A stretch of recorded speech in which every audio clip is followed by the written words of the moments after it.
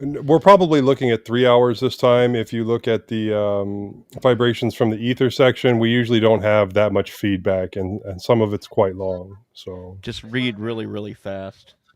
Oh, I need to start Audacity, don't I? Or do Yeah. I? No, Yes. not yet though. I mean, yeah, bring it Okay. up, but I've got mine started. I don't have it started recording, but I have it ready to go. we do in the beginning, Popey. We do this thing where we introduce ourselves by saying something clever, arguably. We think it's clever. Yeah, like for example, on this one it says "Playing with Chainsaws." I'm Joe. Here for the flat packs. I'm Moss. Better late than never. I'm Bill, and suckered again. I'm Majid. So, do you have something you'd like to add to that? I'll give you a minute to think about it if you want. Yeah, I'll need a minute. Wondering what he's got himself into. That would be perfectly Too late. valid. Too late. what have I got myself into? I'm Alan. It is after 3. We should maybe get the stream going. The stream It is is. going.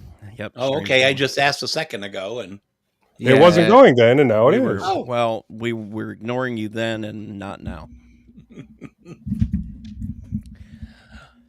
Okay. So Audacity. Do I even have that installed? Okay. Ha! Don't you run Arch, by the way? Not on this machine. We can get into that if you want. I don't know if I've ever mentioned it. No, I don't think you've ever mentioned that at all, ever. It's like a vegan. Never mentions it. Maybe you can bring it up at some point and then, What, about Arch or vegans? yeah, Archcast. I'm not a vegan. I've never been to Vega in my life. You're going to get more of this.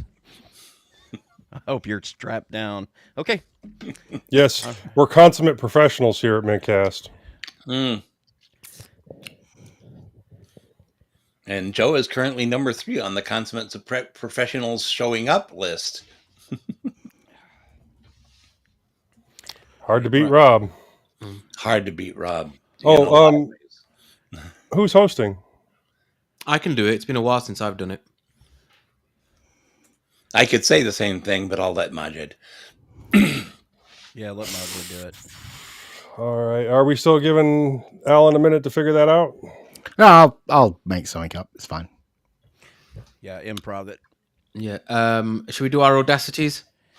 So Audacity. We do a 3, 2, 1, and then record, and then we just leave our mics open for about 25 seconds, and then he does another 3, 2, 1, and then we all say 0. 0, and that's presumably the same time. The first one is for silence, and the second one is for syncing. Yeah. It's that syncing feeling. One step ahead of you. Everybody ready? 3, 2, 1, record.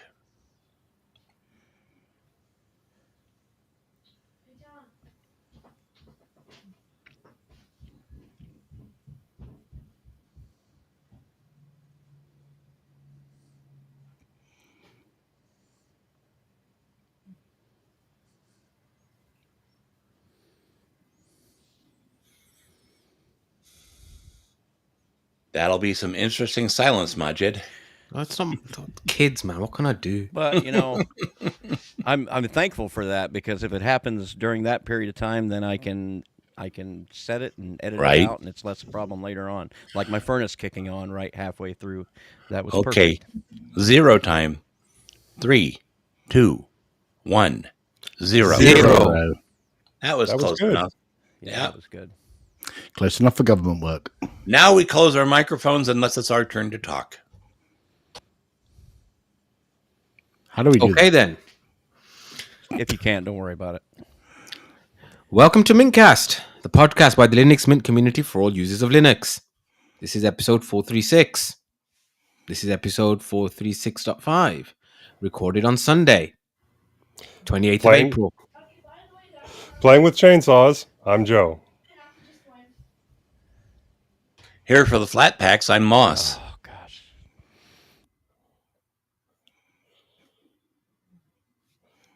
You muted, Bill. Boy, we're on it today. Better late than never. I'm Bill. Suckered in again. I'm Majid. 16 years of podcasting, I'm Popey. First up in the news, Alma Linux restores some deprecated stuff. Nuvo Dev joins the bigs. Linux runs cars. Microsoft sneaks MS-DOS 4.0 into their open source portfolio. Ubuntu 24.04 is out, and you shouldn't upgrade your system to it just yet. In security and privacy, we've got nothing because we're all secure and private. Then in our wanderings, Joel preps for zombies, Bill migrates, I'm starstruck, Moss is car swapping, and Popey is job swapping. In our inner section, we interview Alan Pope. And finally, the feedback and a couple of suggestions. Nobody took this one.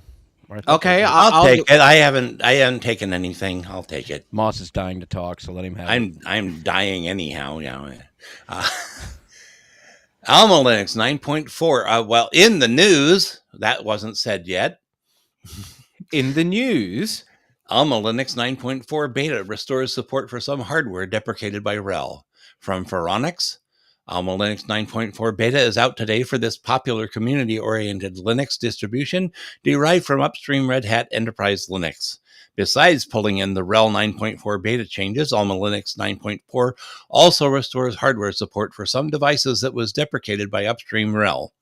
The RHEL 9.4 beta shipped in late March with the Intel Data Streaming Accelerator driver being fully supported, Intel SGX now being fully supported, NVMe over TCP being a tech preview feature, the ability to build FIPS-enabled RHEL for edge images, Python 3.12 can be optionally installed, and many other upgrades available, as well as some new module streams. In addition to Alma Linux 9.4 beta pulling in all of the RHEL 9.4 beta changes, Alma Linux has restored support for some older hardware devices that is being phased out upstream. One of the differentiators being pursued by Alma Linux is to re-enable support for some older hardware drivers that is otherwise losing focus with upstream Red Hat. For the Alma 9.4 beta, the expanded hardware support includes AAC RAID for Dell PERC 2, 2/SI, 3/SI, 3/DI, Adaptec Advanced RAID products, HP NetRAID-4M, IBM Serve RAID, and ICP SCSI. B2 iSCSI, Emulex One Connection Open iSCSI for Blade Engine 2 and 3 adapters, HPSA, HP Smart Array Controller, LPFC, Emulex Light Pulse Fiber Channel SCSI, MegaRAID SAS, Broadcom MegaRAID SAS, MPT3 SAS, LSI MPT Fusion SAS 3.0, MPT SAS, Fusion MPT SAS Host, QLA2XXX, QLogic Fiber Channel HBA, QLA4XXX, QLogic iSCSI HBA. In these cases, it was just PCI IDs that needed to be added back in that were dropped by RHEL. More details on the Alma Linux 9.4 beta and downloads via almalinux.org. so is this got something to do with CentOS not being supported? Yes, it does. That's about as much as I know about RHEL in this scenario. Anybody else kind of understand all of this? Alma and Rocky, and I think there was one other that stepped up to fill the void by what Fedora is doing, what Red Hat is doing to get rid of CentOS and CentOS. Yes, there we go. essentially Fedora as well. So Forgive this me. is taking up the slack. What is it about CentOS that makes it unusable for anybody after the changes they made? Is there binaries that are built against a certain version of Red Hat that have to be that absolutely have to have a certain version of CentOS, or is it simply that people think that CentOS Stream is a rolling distribution and they don't want to be a part of that? Why don't we hear from Alan on that one? He's more of an insider than we are. Not on CentOS, I'm not. I haven't touched Red Hat or CentOS for a long time, and I don't keep up on that kind of stuff. It just seemed like that it was nothing but knee-jerk reactions when the whole thing happened. I mean, it's been a while now, but when the whole thing happened, it seemed like, everybody's first response was to grab the pitchforks and head to town, and Well, they have started noticing issues that are happening because CentOS is going away. And I don't remember all of them because I don't mess with that side of things either. But I've been seeing articles pop up here and there saying that because CentOS is going away, there's this problem. So you need to switch to Rocky or Alma. It's just that I remember somebody from Red Hat making a comment when this all happened that before all of this, Red Hat was getting absolutely no value out of CentOS. Period. In terms, well, they meant value in their stock portfolio. They did not mean they were getting. Well, I don't know. CentOS. Did they, or did they? Perhaps people that testing certain things because it was 1-to-1 compatible. But there was nothing they were getting from it. It was basically just them offering a free version of Red Hat. And yeah, I'm sorry, for a business that doesn't make any sense. So wouldn't it make more sense to have something out there that is kind of, because you've got Fedora out there. Yeah, sure, that's kind of a test bed, but that is still generations ahead in terms of everything. Well, CentOS was originally a community project. It's when Red Hat bought them and promised to keep them exactly the same and then didn't. That's the problem. I think, though, that the customers that were using, I don't know, my opinion is based anyways, they closed down CentOS, at least the way it was, and then they put in CentOS, what is it, streaming or whatever it is. CentOS. Yeah, But CentOS Stream. yeah, the community made things to take up that slack, and that's probably what Red Hat was going for, and that's perfectly fine. Well, yeah, but we've gone from CentOS being a community project to having Alma and Rocky and something else being a community project. We've actually splintered the ecosystem instead of uniting it. Maybe if those get big enough, Red Hat will buy them out too, and then fold them in and get rid of them, and then more will come up. And yeah, it seems as though Red Hat is poised to make things a little bit harder for those distributions. Just, I don't know. They seem to go out of their way to do that. Let me change your language on that, Bill. IBM. Okay. Well, Red Hat is not an independent entity either anymore. We could turn this into an entire Saturday discussion, but let's crank on with the news. This looks I think that's looks like probably a long show as it is. So, okay, former Nouveau lead developer joins NVIDIA, continues working on open source driver. This is from Phoronix. Following last year, Nouveau receiving support for running with the NVIDIA GSP firmware and initial GeForce RTX 40 series accelerated support, Ben Skeggs of Red Hat unexpectedly resigned as the Nouveau kernel driver maintainer. It turns out this longtime open source Nouveau driver developer is now employed by NVIDIA Corp and continuing to work on the open source Linux graphics driver. Ben Skeggs is at NVIDIA. I'm not sure what is more surprising, that he is at the Green Giant or that he's able to continue working on the Nouveau driver in an official capacity.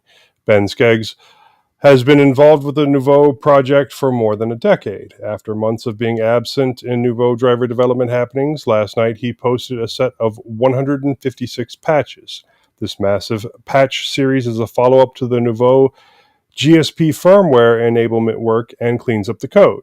The focus on the series is replacing the ioctl-like interface between the NVKM and the Nouveau DRM driver to now leverage more direct calls for reducing the driver overhead and call chain complexity. In the process, there's also a fair amount of code cleaning. The 156 patches affect around 10,000 lines of code. While NVIDIA has their open, out-of-tree kernel drivers these days, it wasn't on our bingo card to see Ben Skeggs at NVIDIA and to continue contributing directly to Nouveau. Interesting times ahead. Well, I'm happy that he's still able to work on it.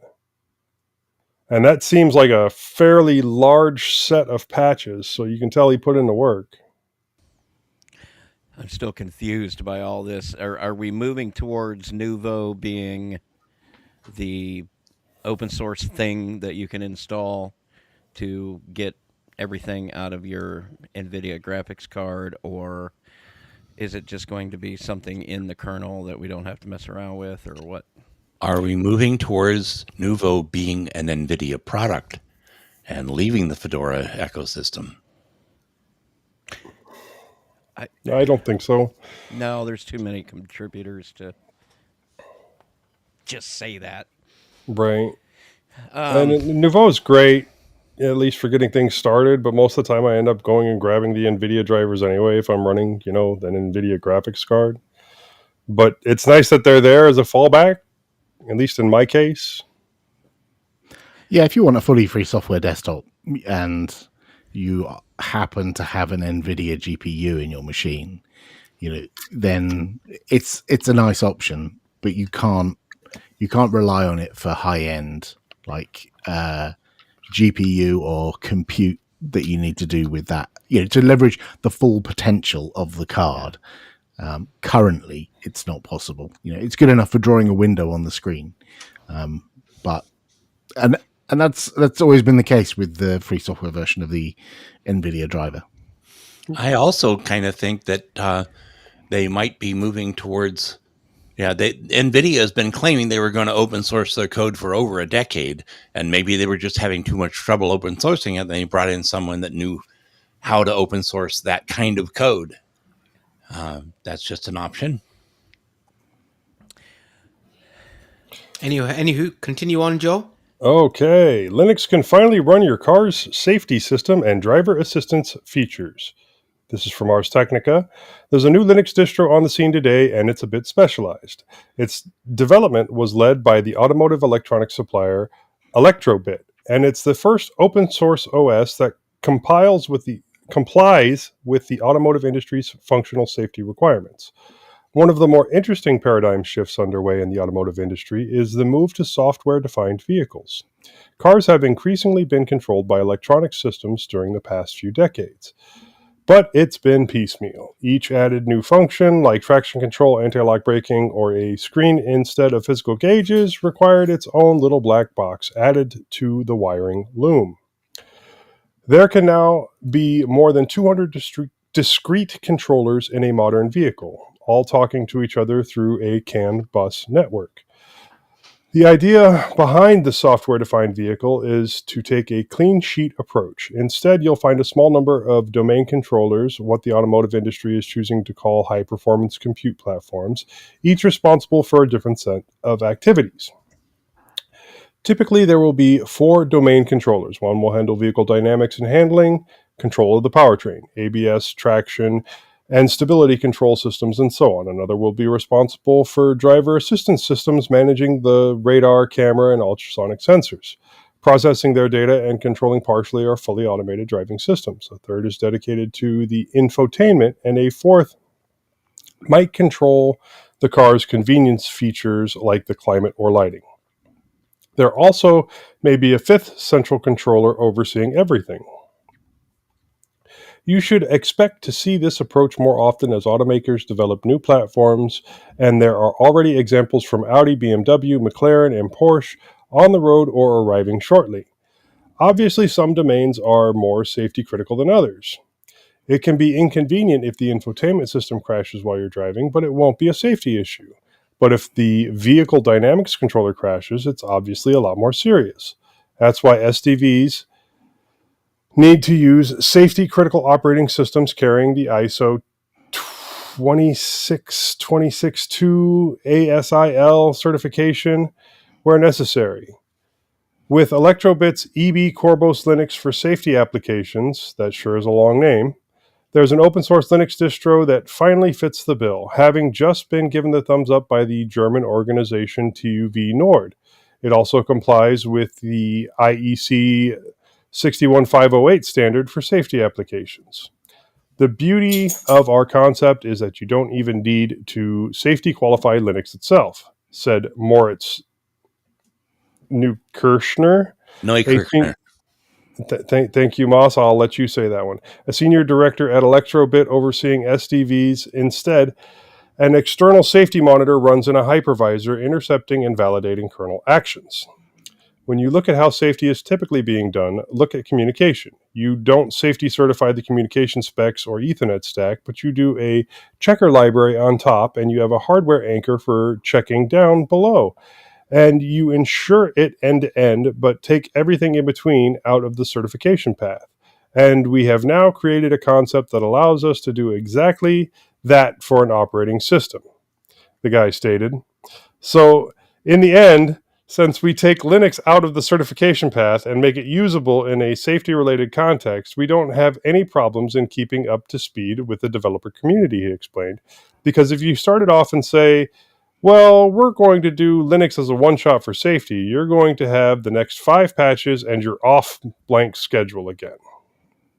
Especially with the security regulation that's now getting toward effect now, starting in July with the UNECER 155 that requires continuous cybersecurity management vulnerability scanning for all software that ends up in the vehicle.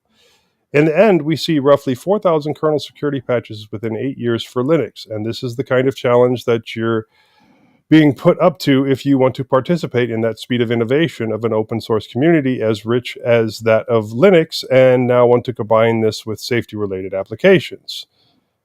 Neukirchner said. Thank you. Electrobit developed EB Corvus Linux for safety applications together with Canonical, and together they will share the maintenance of keeping it compliant with safety requirements over time.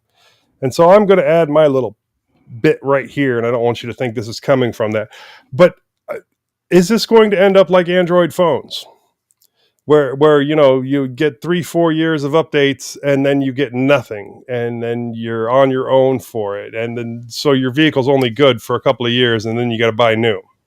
I mean, this is the thing. I mean, as much of a techie and a nerd that I am, I'm actually quite deeply worried about computer cars running as computers and things like this. It's just I always feel a little bit about this anyway. And then the thing that was in there that I found odd was he was basically, it sounded like, now I might have misunderstood it, but it sounded like he's basically saying, yeah, we're using Linux, but we're going to completely get rid of all the things about Linux that make it good because Linux is bad. And now we're going to make it better. And it's like, what? Eh? I think to your question about is it going to be like Android? I mean, cars already are like that. Like your car rolls off the forecourt, and for the most part, Tesla aside, for the most part, the functionality your car ships with, software-wise, is the same a year later and 2 years later and 3 years later. You might get map updates, and they might have, in the case of things like BMW, they might add the ability to buy additional features for your car, like heated seats that you can pay a subscription for. That was going to be my next thing. Are you going to have to pay a monthly fee to enable your cruise control? You already do features. Like a modern car has a 3G modem in it or 4G modem in it, and can talk to Homebase and say where it is and update all the details about the state of the car, so that your app on your phone works, right? So you can see what the car's doing when you're not in it. And that is almost always a subscription. It's bundled in when you buy the car, but after a few years, you have to start paying so that the car can carry on talking to the mothership and you can carry on using your app. So it's already becoming a subscription service and downloadable DLC for your car. We're already there. Oh, that paying monthly for heated seats thing just drives me nuts. We've got a 2011 Chevy Cruze, and yes, we have an OnStar button, but the OnStar is 2G. And since there are no more 2G networks, we don't have OnStar. I can tell you semi-trucks in the United States are exactly the same way. I've got a GPS system built into my dashboard with software that's been outdated for about 6 years. And to get an update for that software, we have to send away for a thumb drive, and it's $3,000. Wow. Just for an update for something that I already have. So that screen is basically just something for me to stick stuff on where I go to the store and get a Garmin GPS and just attach it right there on top of it. And then the next thing is nothing is 100% secure. Over a long enough period of time, if there's enough interest in these vehicles and these companies, somebody's going to be able to break in, and then somebody's going to think it's funny to tweak some little code here and there and make all the cars play bumper cars going down the highway. But that's my paranoia and my old man voice coming out. I hope it's not that simple, but well, I broke worry it that it down. is.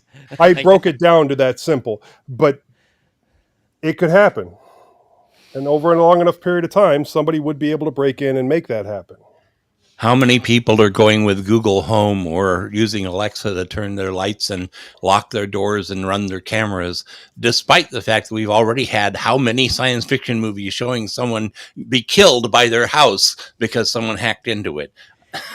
well, let's not base our reality on what we've seen on 1950s episodes of the Twilight Zone, you know. I am talking 1980s movies. Yeah, 1980s. Okay, right. Oh, well, gosh, 80s. And The Simpsons right. even had an episode on that. But yeah.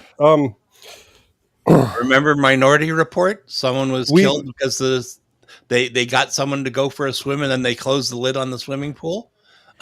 That's how you do it.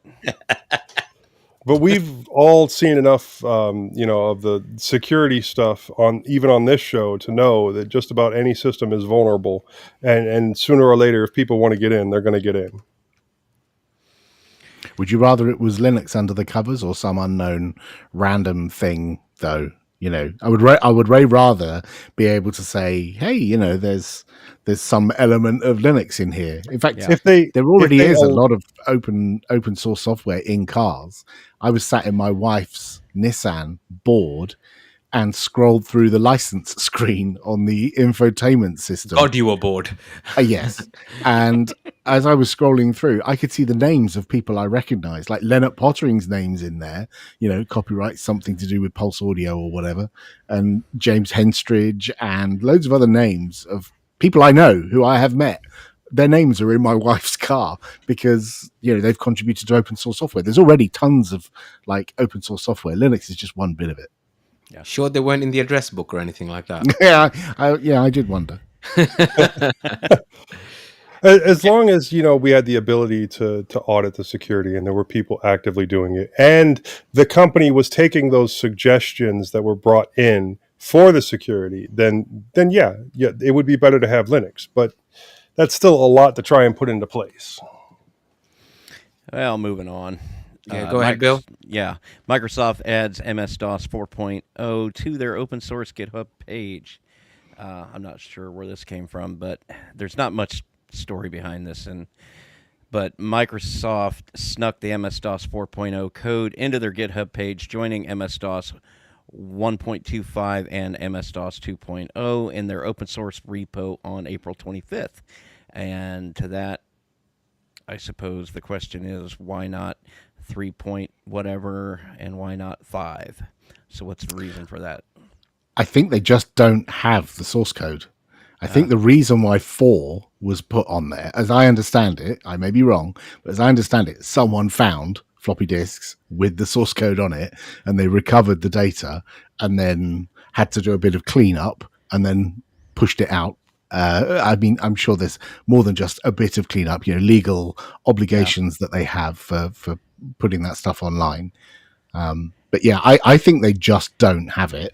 For the later ones, they may have it, but some of it they just can't share because they don't have the source, because the code for some parts of it were licensed from third parties, like the compression algorithms, like double space and drive space that were in the later versions of MS-DOS. Microsoft didn't write that, and so they don't have the rights to share the source code. But for the older ones, they did write the majority of the source code, and so they can. Well, we still have a large contingent of the user space screaming for them to open source Windows 3.1. Well, this is a step. Like Alan was kind of stabbing towards. You can't just like when the FSF wanted them to open source Windows 7. I mean, that's just kind of a cheeky little play, I think, because they know full well that in order to make a seismic change in the licensing, you've got to get the permissions of everybody involved, and then all of the legal yahooery that would go along with that is just not worth the trouble, and it's probably not even possible. So, it's always a little bit more complicated than most people are willing to accept, I think. Another win for Linux, as we were talking earlier with Alma. Yeah. Isn't it great having somebody who actually knows some inside baseball about these things? As opposed to 4 guys that don't know anything. Yeah, exactly. It's brilliant. You now got 5 guys who don't know. Hey, Well, the more the merrier. Well, I think, Alan, in your honor, I think the next one should be you. Oh, okay then. So this is from OMG Ubuntu, arriving alongside the main Ubuntu 24.04 LTS release are new versions of the official Ubuntu flavors, including Kubuntu, Xubuntu, and Ubuntu Cinnamon. And unless otherwise noted, all flavors share the same foundational footprint as the main release, so same kernel, graphics drivers, tooling, but some, like the Flutter-based OS installer and the Snap-centric App Center, aren't available in all flavors by default. Additionally, this is an important point for those who prefer long-term support LTS releases. The Ubuntu flavors get 3 years of ongoing support rather than the 5 years the main edition receives. It's a little difference, but it's one that's worth being aware of. So what's new? Well, if you're coming from the respecting 24.04 builds of some of these flavors, as with regular Ubuntu, there's a cumulative change set spanning 22.10, 23.04, and 23.10. So if you're going from LTS to LTS, there's a whole bunch of stuff that landed in those interim releases you'll get. The KDE editions, which includes Kubuntu and Ubuntu Studio 24.04, come with KDE Plasma 5.27.11 and all the applications that go along with that in KDE Gear 23.08.5 and KDE Frameworks 5.114. There's the education-oriented Edge Ubuntu 24.04 LTS, which comes with GNOME 46 and all the improvements you get with that, and introduces a minimal install option. 2 new meta packages available in the Edge Ubuntu installer, which adds Gradebook to its default software set. Lubuntu 24.04 LTS has LXQT 1.4.0 desktop and a clutch of new utilities, including a new Snap monitor tool, SDDM, configuration editor, Lubuntu update checker, and Redshift Qt for melatonin-friendly blue light reduction. I'm sure we'll appreciate that at this time of night. Ubuntu Unity 24.04 LTS touts the Unity 7.7 desktop environment, and like Kubuntu, has this cycle using the Calamares installer. As it's the newest Ubuntu flavor, this release marks Ubuntu Unity's first long-term support edition, which seems like a weird thing to say. And Ubuntu Cinnamon 24.04 carries the recent Cinnamon 6.04 desktop environment, bringing some of the coolest features around found normally in Linux Mint 21.3 to fans of a more traditional Ubuntu base. And this is the first long-term support release for Ubuntu Cinnamon as well. There's also Ubuntu Budgie 24.04, which comes with the latest Budgie 10.9.1. It's got a welcome app update and a variety of new and improved applets. Ubuntu Chillin 24.04 ships with a small set of tweaks to its custom Windows 7-esque UK UI desktop.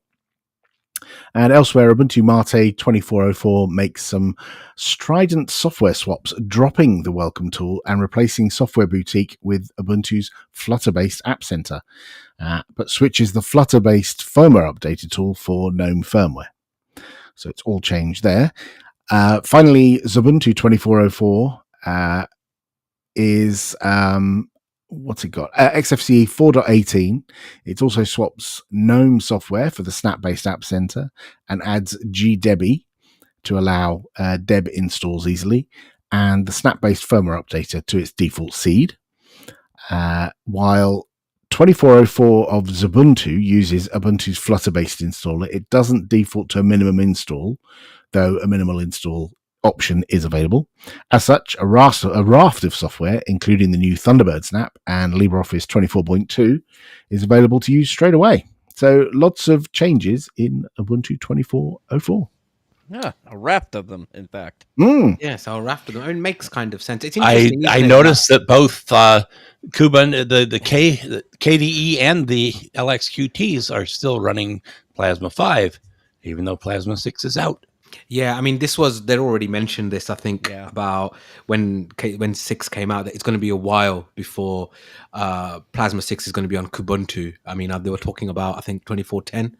I remember. I'm assuming there's some technical reasons for that, which I'm not aware about. It was all about timing.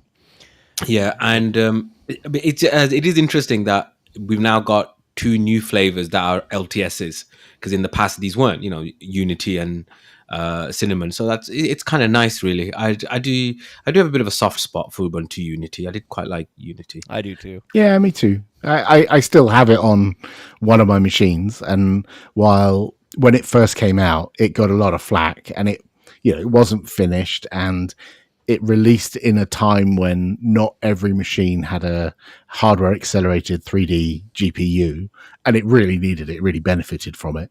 By now, like every other machine you touch has got some kind of 3D acceleration of some kind, and so Unity runs just fine. But at the start, it was a bit ropey. And there is also a test version of Ubuntu Lomeri coming out, which is the new version of Unity. Yeah, so it's the UbiPorts version that they've been, and it would actually have the famed convergence. If you have it, you'll be able to plug a monitor and do all that stuff that initially Ubuntu Unity wanted to do. And I do know that Rudra is still working on Unity X, which is the next version of Unity. Yeah. So I find it interesting, actually, that Ubuntu has GDebian as one of the apps, because that's one of the things that I noticed, at least because I'm not on 2404 yet, I'm still on 2310, but you can download stuff, but you can't, the new App Center won't let you install with it. And so, so I think it's interesting that at least some of the flavors have already seen this and added that app in. Yeah, there's been a bit of noise online from people saying, on 2404, the fact that you can't just download a deb and click on it and install it. And I'm conflicted, because I can see why people would get annoyed about that. But equally, it's not a good idea to download random debs off the internet and install them, because at the point when you download a deb, like from anywhere, if you make it easy for people to do that, and then they click on a deb and install it, at the point when the deb is being installed, the deb is running as root on your machine, and it can do anything on your machine. And so trying to get people towards the new packaging systems like Flatpak and Snap and AppImage and all that kind of stuff, where you don't have stuff always running as root when they are installed, that matches with let's not let them easily install debs and then shoot themselves in the foot. You could just install GDebi or some other package installer if you want to. It's not a big deal in my book, but I can see why some people get a bit bent out of shape over it. Yeah, I mean, because I suppose what they're doing is, they're trying to, make this more and more friendly for the less technical user, make it more secure for the less technical user. And Right. yet, let's be honest, most Linux users are not that demographic. They are the more technical, the ones who want to have control over everything, and why can't I do the things the way I did before type of, whether that's actually what they should be doing or not is a different matter. I'm just saying that this is sometimes the way that I think you'd be surprised. I think you'd be surprised how many non-technical Linux desktop users there are. There's a fair number of people who Moss, I'm ignoring that, Moss. You coming out saying you're non-technical, I'm sorry, that's just bollocks. But anyway, but sorry, Alan. There are plenty of people who prefer using a GUI, don't want to open a terminal and run apt, or don't even know what that is. And so it may be frustrating for them to install a deb, because they know they want, like, Google Chrome, for example, and Chrome is like not available in the Snap Store. So they go to searching for it and they find a deb and they download it, and then it's hard to install. So that's frustrating for them. And there are a lot of those people, like running things like Mint and Zorin and Ubuntu. There are a lot of people who are not technically inclined. They're not uber nerds like us. Well, interestingly, the next news article kind of follows on from that, which is why you shouldn't upgrade to Ubuntu 24.04 LTS yet, which is relevant for my wanderings because I was trying to do it and I couldn't get it to do, and now I know why. So this is from Joey on OMG Ubuntu. Ubuntu 24.04 LTS released and was a long weekend. You might be planning to upgrade to an existing Ubuntu install to the latest version. Don't. Because for one, you can't officially anyway because the LTS upgrades are not yet enabled, and either from 23.10 or from 22.04 LTS. It doesn't stop folks like us upgrading manually, or in my case, trying to. We hear that there's a new version of Ubuntu out. It's stable. We don't want the faff of a fresh install, and we don't want to wait for the new version available. So we go to Google to learn how to. This is exactly what happened with me a couple of days ago. They go to Google to learn how to do sudo do release upgrade D command run it, and away you go. Because the final release is so stable, it's upgrading. It should be fine. Well, apparently there are some major bugs impacting direct upgrades from earlier versions. And these are not minor ones. We're talking about your system may become unrecoverable type of issues. Snafus stem from the switch to the Thunderbird Snap, which installs with the deb install, upgrading to 24.04, replacing it with the Snap. The complicated tangle of the Y2028 time T transitions. I didn't know about this, but if anybody's using daily builds, you'd know about this. Critical fixes are on the way, but until they arrive, the Ubuntu developers and the developers are able to retest direct upgrades to verify that they solve the things and don't introduce any further problems. Official upgrades won't be enabled, and CLI DIY upgrades are strictly not advised. And when he wrote this, which was, I think, on Friday, the fix is in place.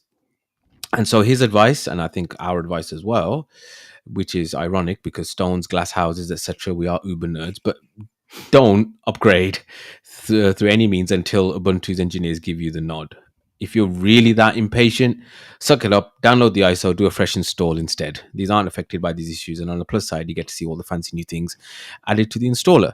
So yes, I was trying to force install and wasn't able to, and then I saw this and I thought, just as well I didn't.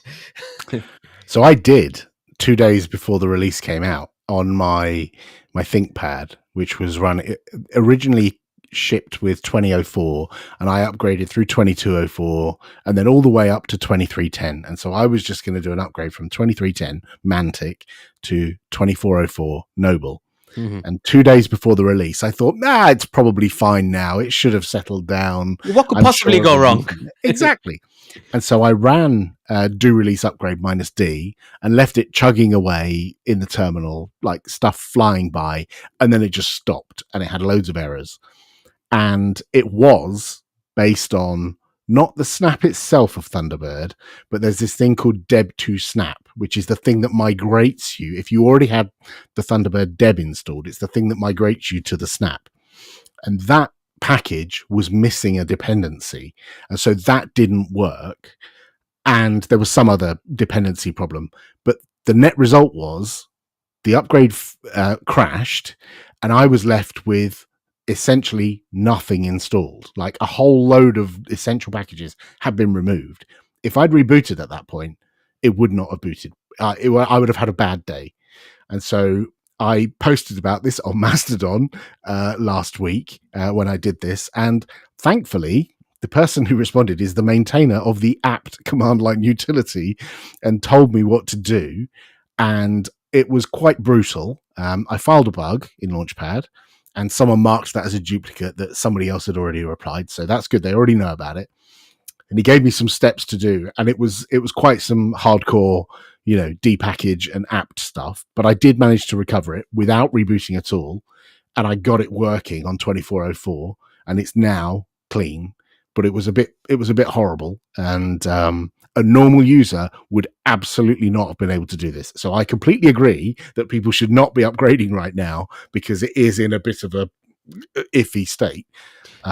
So is it not slightly ironic that the thing that would migrate you away from a deb package to a snap package, because snap packages don't need dependencies, was missing a dependency. I know, weird, isn't it? And it's- Yeah, it was missing just one library, and the apt maintainer mentioned this in the bug report and said this is the one you're missing. And because my system was so catastrophically broken, I couldn't run apt. Apt failed. It wouldn't work because they're missing libraries, and so I had to go and get that file, that deb, and manually depackage -i and force it in, and then lots and lots of depackage and lots of apt commands. Eventually, I say like a lot, like half a dozen commands, eventually managed to push it through. And was this a production machine as well? Well, not my main. Well, yeah, it's a all machines are production machines. All machines are production machines in my house. No, I'm just wondering. yeah. Would I wasn't reliant on it. No, I mean, if you hadn't got those fixes, could you have nuke paved it? Is my only question. Oh, sure. I have backups because I'm a good boy, and I could have wiped it, but I'd rather not. I like a challenge, and I constantly tell people upgrades work. Upgrades are fine. Stop moaning about upgrades. They work fine. And here was one that broke, and so I thought, okay, hoist by my own petard, I should fix this, and it was fixable. So the fact is, I was right. You can fix upgrades even if they're catastrophically broken. But if I'd have rebooted, I would have been in a completely different place. And I think that's what most people would have done. Yeah, is that I thought, oh, it's gone wrong, I'll just reboot it, and exactly. then you're knackered completely. Yeah. That's exactly what I would have done in that position. I'd have just nuked and paved. Right. And that's the other thing, is the amount of time investment it takes. Like, you've got to balance how much time and effort and frustration am I going to expend fixing this thing, if I can, versus just put something on a USB stick and just wipe it and start again. And I refuse to do that. I refuse to do it because I'm of the opinion that everything can be fixed, and I was right. So there we go. Is this similar to the? Do you remember it was about 18 months ago? Linus from Linus Tech Tips decided to have a Linux challenge, and he had Pop OS, and he ended up with this kind of completely dead system where the installer had taken out packages and all that sort of stuff. Is it on that kind of level of craziness? Similar, but I will be clear that what Linus did was presented with a message that told him this will break your system. If you really want to do this, type do as I say. And he typed do as I say and then pressed enter. So like, he has to take some responsibility for that. I was just doing an upgrade. However, I was doing it 2 days before the thing came out. And so I have to take responsibility for my part. So we're similar in that regard, that I was being a bit gung-ho, cowboy style, upgrading before the actual release. But my historical knowledge is that the release on the Thursday, it's always on a Thursday. Yeah. You can generally be pretty confident that on the Monday, whatever's in the archive is what will go in the release on the Thursday, barring some catastrophe. And unfortunately, we had a couple of catastrophes. So yeah, it's the first one that I've had that close to release that's gone horribly wrong. The other side is that Linus did not take responsibility. He blamed Linux. I mean, to be fair, the apt maintainers have made these messages more obvious and are now in color. So you can see, like, bright red messages when things are, adverse situations. So even though that happened, there has been some good that's come out of it. How are you finding 2404, by the way? It's going to be first impressions, isn't it, at this moment? So I've got 2 machines I've upgraded, my ThinkPad and my MacBook Air running Ubuntu Asahi, and Asahi is a bit broken as well. So I honestly, I would not upgrade to 2404. I would give it a month at least.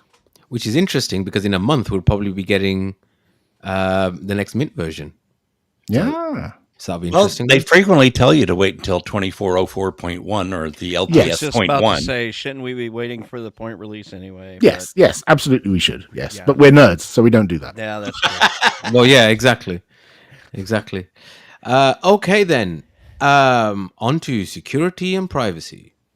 Well, actually, we're not going to go into security and privacy because we've got nothing. Everything Nothing is secure or private. Well, it's one or the other, isn't Hey, it? Either security everything is team. secure or everything is private, or nobody's secure and nobody's private, and so let's just move on. And No, on to the nobody bi-weekly was. wanderings. Go on then, Bill. All right, then. So the migration of Linux OTC is complete. Oh, yeah, Linux OTC. That's my other Linux podcast. Yeah, and one I'm on. And yes, Majid and Eric, who sadly could not be here with us today. Go check it out if you. And Leo, that was a former of this parish. That as well.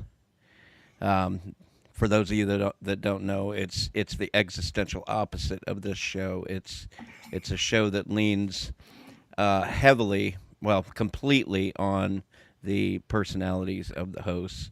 We have absolutely no idea what we're going to talk about when we get on camera, and It's completely unscripted. completely we have no. Meanwhile, idea. over here we have no personalities. Well, we Speak for yourself, mate. we make up for it with these notes. That's for sure. Yeah, that it was an interesting idea that I had a couple of years ago. What would happen if you had the right personalities and presumably opinions about whatever is going on in Linux right now? You put them in a room with a microphone, and what happens? And I think it's been a success. So go check it out sometime. But anyway, I've been for a couple weeks now putting in the measurable effort of migrating my other Linux podcast from my relatively well-known podcasting platform provider to archive.org. And I am happy to say it's all done at this point. And the best thing is nobody needs to care. Anyone subscribed to the show will continue to receive their bi-weekly episodes delivered to whatever way they get their podcast, whether it's just through the RSS feed on AntennaPod or Spotify or Apple Podcasts, whatever. This is possible because of the miracle of 301 redirects. If I were a normal human being, I would have left things alone and continued to enjoy the convenience of having a third party work out all of the nuances of distributing a podcast to all of the many different providers, including those that simply need an RSS feed, as well as Apple Podcasts. Yes, Apple Podcasts. So uploading your show to archive.org hardly seems like an example of self-hosting. In the case of a podcast that you want to distribute via RSS and Apple, because if you're not on Apple, you don't exist, it very much is, to a surprising degree. Most platforms that simply offer up a podcast via an RSS feed don't care, or most platforms, that is, they don't care about what size the artwork is or what format the show's metadata is delivered. Apple Podcast has specific standards that must be met. Otherwise, you end up with episodes that are released without any artwork, or information is displayed in the wrong place, or a lot of different things. So there's some learning involved in figuring out how to get things released just right to where that the RSS feed will be received by Apple Podcasts and things will be put in the right place. In case anybody doesn't know, this is how we run mintCast. We've been kind of self-hosting. I say self-hosted. It's not self-hosted as such, because the files are on archive.org, but we manage the RSS feed manually through a plug-in on the website, and that is how we are running Linux OTC now. The reason for all of this is because archive.org is, among other things, a supporter of all things Creative Commons. All of the episodes of all three of the shows I'm a part of are released under the Creative Commons Attribution Share Alike license. I've never been comfortable declaring that license on our website while uploading those episodes to a third party on a free of charge tier of their platform. I'm not a lawyer, so I'm not sure what I'm talking about here, but I'm not. But I do know that I cannot fight against a company that has hidden some sort of clause in the EULA, giving them some sort of intellectual rights over my work simply because it's sitting on their servers. You know what I'm saying? I don't have anything against these services. I'm especially now that I see how much work and diligence is involved in making sure things work on your own. I have much respect for these platforms, especially the one that I came from that was offering a free tier, because they literally there was no limitations involved. I'm not going to say the name here, but there was no limitations involved in how long the episodes could be or the bit rate or anything like that. And as far as the nuances of like how the artwork was handled and all that, they just took care of all that for you. Again, it was, if I were a normal human being, none of this would have been an issue. But yeah, therein lies the rub. Bill, Yeah. make sure you're using the latest version of the Chairlike license. 4.0 has some significant advantages over 3.0 and earlier versions. Oh yeah, it is 4.0. I just didn't say Okay. that because I know I figured it was flying. Well, even so, They said maybe some of anyway. our listeners needed to hear that. Yeah. Don't use the 3.0. And if you go to like I went to the Creative Commons website to get the little widget to put on the website, it gives you the 4.0 thing anyway. So it's almost implied that you're using 4.0 at this point. Okay, so there's that. I've been having a little bit of fun trying out a couple of new microphones. I'm a bit of a microphone nerd. Yes, we've noticed this. yeah. This is actually not a nerd. This is a habit, and this is worrying. And I reckon you should meet a medical professional. It's I not a normally habit, it's an addiction. It's microphones are one of those things that have personalities. You know what I'm saying? They all have a Really? different way Do they of talk to sounding. you as well? They do. Because again, I think you might need to see a medical professional. That one up top over there is mad at me. It's looking at me kind of funny. Is he called Oswaldo? Oh, I've added the Golden Age Project FC1 MK2 large diaphragm condenser microphone and the Shure MV7X XLR podcast microphone, which is this little doohickey I'm talking on right now, to my modest yet growing collection. The other one is this shiny one right up front right here. For those of you watching the YouTube. Though I've only briefly tested the FC1 yesterday during our show meeting, I've been using this MV7X for a week now.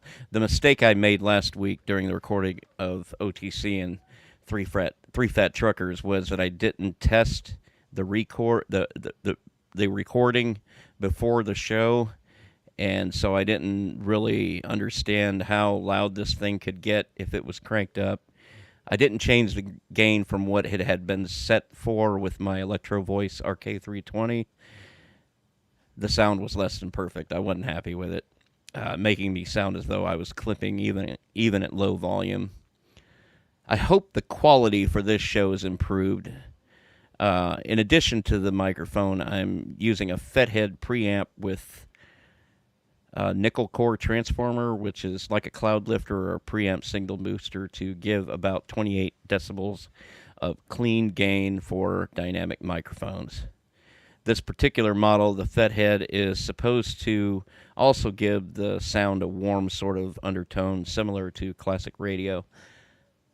I'm not sure if I have the voice that goes along with a warm delivery, but you, the listener, will have to be the judge.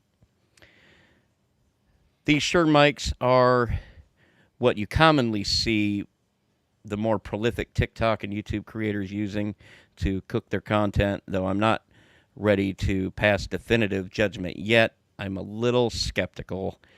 The SM7B, which is the one you most often see in the videos, the one that looks like a tennis ball can, painted black, it's priced at about $400 starting price, with another model sporting a built-in preamp going for about $500. The model I have is half that price, but not lacking in detail. Honestly, I can't decide yet if it's worth the money. A normal human being can get arguably parallel quality with a Samsung Q2U hooked up with a USB cord, like Majid and, Majid's using the USB cord, but Right. I'm not using USB, yeah. but that's because you bought me a Focusrite Solo. And you can, I mean, I would argue you sound probably just as good as I do. I don't know. But I'm a nerd, so here we go. I do find these microphones to be interesting because they all seem to have their own personality. I only wish I had more time to play around with them. Just a little bit here on the weekends is all I really get. Okay. So, like my other colleagues, as you will no doubt hear, I am super pleased to have as a guest Alan Pope, a.k.a. Popey, on our show. We haven't said it before, but yeah, welcome to mintCast. I'm quite sure I don't need to, but I'll mention you all might know him from the Ubuntu podcast, User Error, the news show, and most recently, Linux Matters.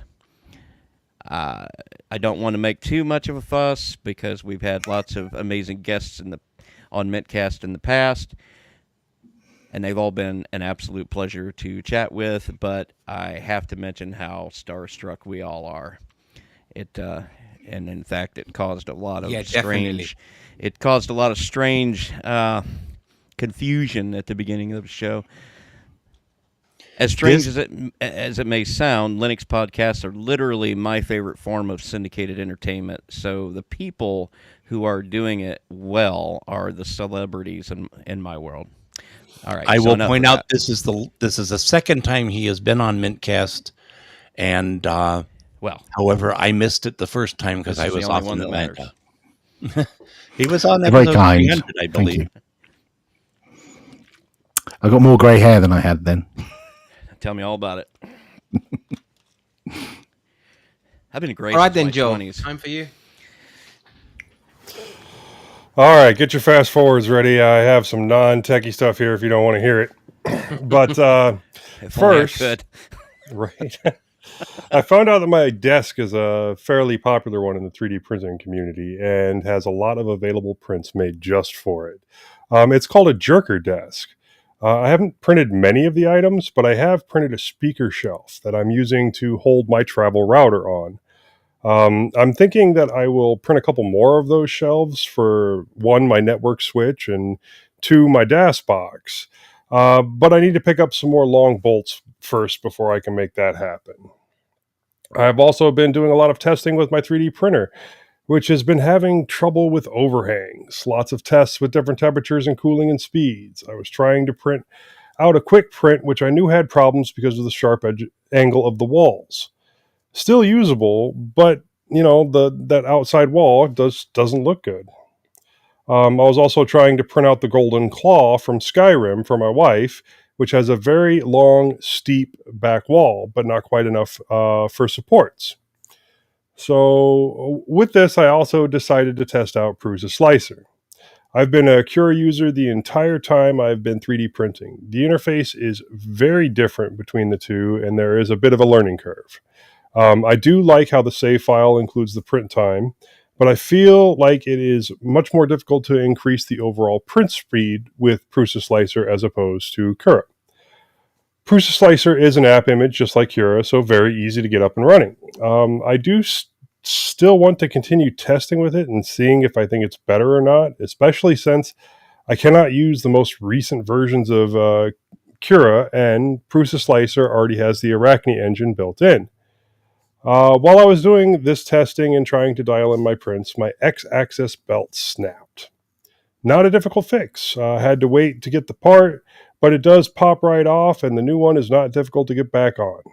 I also got a new Y-axis belt at the same time, but I have not installed that one yet. It is sitting and waiting for that one to break.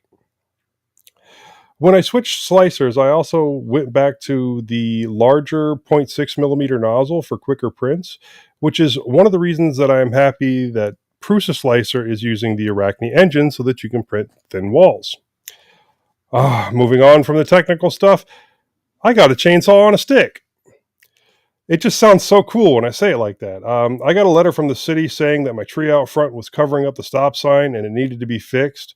I had not really thought about that being an issue, but yeah, I guess that makes sense. I did have a couple of people show up and offer to do the job for me, but they all wanted like $450 to $550 just to, trim the branches and take it all away. In the past, we have paid to have it done, but we paid more like $200 to get it done, not no $450 to $550. So, in the end, I decided to do it myself. I actually purchased 2 chainsaws, one of them a chainsaw on an extendable pole, and I got to work. Took a couple of hours, but I got the tree trimmed to something manageable and everything moved into the backyard with the help of the kids. Then I used the electric chainsaw and cut down the larger pieces into firewood-sized chunks, piled everything up next to last year's stuff that fell, which is now seasoned and cut down to size, and we should be good on firewood for a couple of years. God, I hurt after that was done. Maybe I am getting too old for this. But I spent $180 on chainsaws and saved myself some money in the long run. Yes, they're electric plug-in chainsaws, but they get the job done. I don't need anything more powerful, and I don't want to mess around with 2-cycle. I also wanted to test out Bluetooth audio on my desktop again, since I had some luck with it on some of my smaller Linux devices, like the 1GX and the Steam Deck. I was once again very disappointed. I tried a few different dongles, including some that were known to work very well on Linux, and still the audio connection was garbage. Constant dropouts and needing to clear the pairing and start over and over again. And I even tried just some Bluetooth keyboards, and nothing wants to work. Maybe the issue is dongles, and I should switch to PCIe. Maybe Texas is allergic to Bluetooth. But no, then why would it work on the 1GX so well? Now, I haven't had a lot of time for my Steam Deck, but I have continued to play Skyrim every now and again before bed while the wife uses her Switch. I've also 3D printed some controller wall mounts to help keep the controllers out of the way when they're not in use. Those worked out very well. Also, I tried out the demo for Ghost Runner, and I don't know if you guys have seen this game, but it's a very fast-moving, like ninja first-person game. It's fun, I will admit that, but be aware that it can cause motion sickness, and I will not be playing this while my wife watches. And you can do some things to reduce the motion sickness, but it is very much an issue. Like, turn off the screen blur, and maybe that will help. I also was able to follow some instructions online and got Arcanum at least playable on the device. Arcanum is a game from like 2001. And I really enjoyed playing it before, and I still enjoy playing it now. There are still some issues that I'm working through on the load screen, but yeah. Okay, I also found some files on printables for the Deckmate. I printed a different version of the back piece, and that's the modular thing that allows me to stick things on the back. And that does not interfere with most of the docking stations that are available. So it's wider on the end instead of connecting just to the middle. I also printed a different version of the universal mounts that does not require the heatset inserts, which is what I had some issues with last time because they want the 2.5 M inserts, and I only had the 3 inserts, and it was causing some warping. Makes for much less of a hassle and a lower profile connection. I'm still looking at different batteries that I can pair, external batteries that I can pair with the deck, because I think that the backup battery that I have right now will just take up way too much space on the back and probably make it difficult to use those 4 buttons that are all the way on the back. But we will see. I also like the modularity of the connector, and I may see if I can repurpose some of it to mount things in other locations, like maybe the side of my chair. I have looked at several other solutions for mountings, and I want to give this one a try, just because I know that it works and it works well. I'll probably have to do some minor modifications to the STL to make it so I can screw it into place instead of sticking it into place, but we'll see. And I already talked about Arcanum. And like I said, you do have to set up all the controls for Arcanum yourself. And I did have a look online at what the controls were and what the hotkeys work, and other people's setups and how they were using it. You can really map everything for the game. You can't really map everything for the game because there's just so many different controls for the keyboard, but you can make it playable. And maybe it would be better for this one if I only played it when I was hooked to a screen and had a keyboard and mouse. And yeah. And I already talked about Ghost Runner, so yeah. Like I said, I got the demo for Ghost Runner because it's like $40 for the game, and I wanted to test it out before I play it. And it takes a lot to get used to the control style because you're using the triggers and the bumpers for most of your actions. Most of your actions, and it's just a little different than what I'm used to, and it's very quick. You have to really get used to that non-stop, all-out go. But yeah, after 20 minutes or so, I did have some motion sickness, and that took a while to get used to. And I went and looked online, and I'm definitely not the only person that it's happened to. And that's it for me. Cool. Go on, Moss. Okay. Life has been quite lifelike of late. I've had some work and have an assignment tomorrow. The local high school students are still needing my lack of skills. We did get fiber optic cable to our house, 100 megabytes up and down. It has made somewhat of a difference, more so because we got to leave Comcast to do this. Many thanks to Bill for the use of his Wi-Fi router. Otherwise, we would have had to pay an additional $15 a month to rent one from the provider. It is further interesting because our provider is also our electric provider, but we have to maintain separate accounts for each. I guess we don't want to lose power just because we didn't pay our internet bill. KUB also provides water service to a large area, but that does not include where we live. I've been asked to be a special music guest at Balticon to be held in Baltimore over the Memorial Day weekend. I'll get a concert and sit on a few panels. I'm excited, but our little 2011 Chevy Cruze just was not up to the task of long-distance trips. It runs well, but is not reliable. Too many cheap plastic pieces around the engine. So I bought my wife a 2014 Hyundai Elantra GT hatchback. However, the first thing that happened was the car popped a check engine code stating the catalytic converters were not functioning. So we took it back to the place we bought it to get one or both cats replaced. No idea when we'll get it back. Amazingly, our insurance decreased a bit with the new car. Apparently, 2011 Cruzes are a lot more expensive to insure than 2014 Elantras, which is really odd. The Elantra is a great car. It really is. The 2013 is a piece of junk, but the 2014 is at least average. I've been managing to keep Full Circle Weekly News up to date. I should have another episode. Yes, it did come out this morning. I also got a new script for next week's. I gave KDE Neon User Edition another shot to check out Plasma 6. Nothing earth-shattering yet, but it still feels like it does 300 updates a day. Some people have raved about this or that, but apparently I don't use those things. I continue to find that using apt in the terminal to do my updates is quicker and easier than using Discover, so I do. Also to date, Plasma 6 Mobile does not function properly on my Pine Tab 2, so I'm still using my Debian-based distro with Plasma Mobile 5.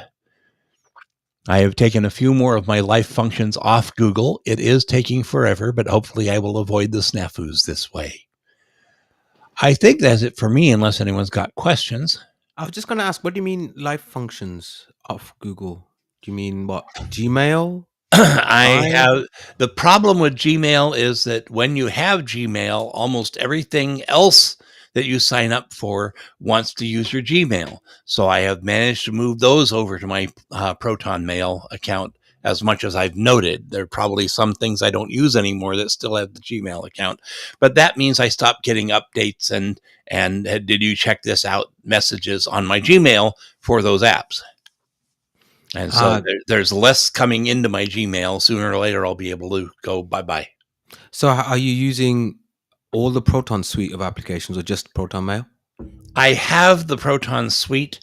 I am ineffective at using it all, but I have it. And my friend Firecat, who is a friend of the show, actually has a Visioneer plan, and we are paying him $5 a month each to use his Visioneer plan, which is quite cheap, let me tell you.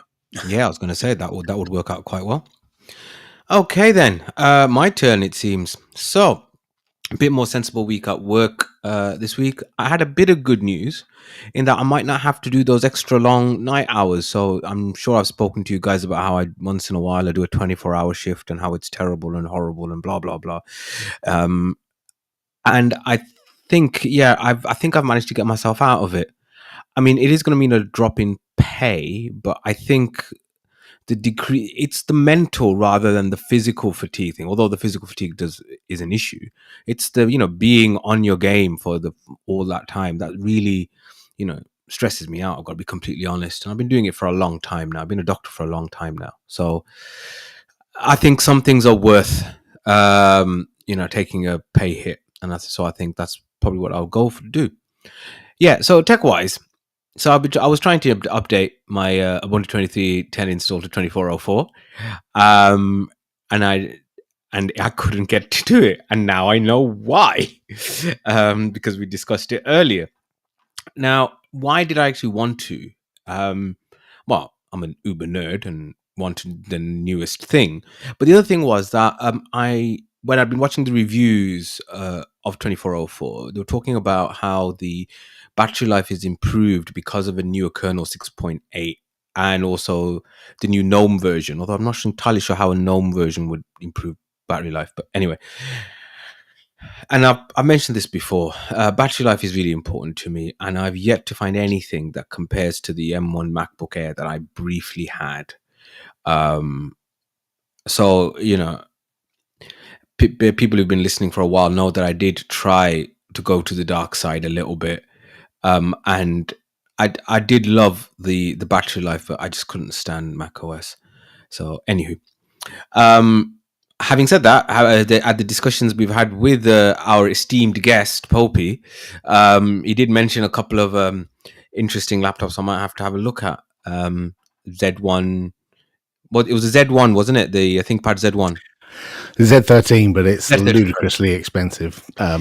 Yeah. You I can mean, run Linux on the M1 now, so you could. Yeah, I mean, see, I remember when I had the M1, I thought to myself, should I try Asahi on it? And I thought, see, I don't mind doing it on a device that was, didn't cost me that much, but that cost me. Okay, I know it's still not much in the laptop world, but I think I paid about 650 for it. And I thought, I'm not. Do I want to take the risk of like destroying this and having 650 quid thrown away? Nah, maybe not. But hey ho, that's just the way it is. My wife is complaining about the Elite Book again. So after what I thought was the win of having Linux Mint on it and breathing new life into old hardware, etc., and saving loads of money. Yeah, okay, maybe not so much. She keeps harping on how bad the battery life is, even though I've put on Slim Book battery, and that does seem to help actually.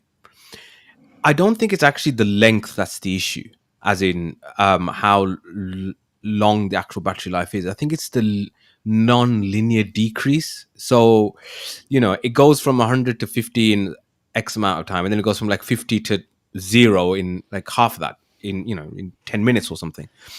I mean, to be completely honest, I'm not entirely sure what the big deal is because it doesn't leave the house anyway.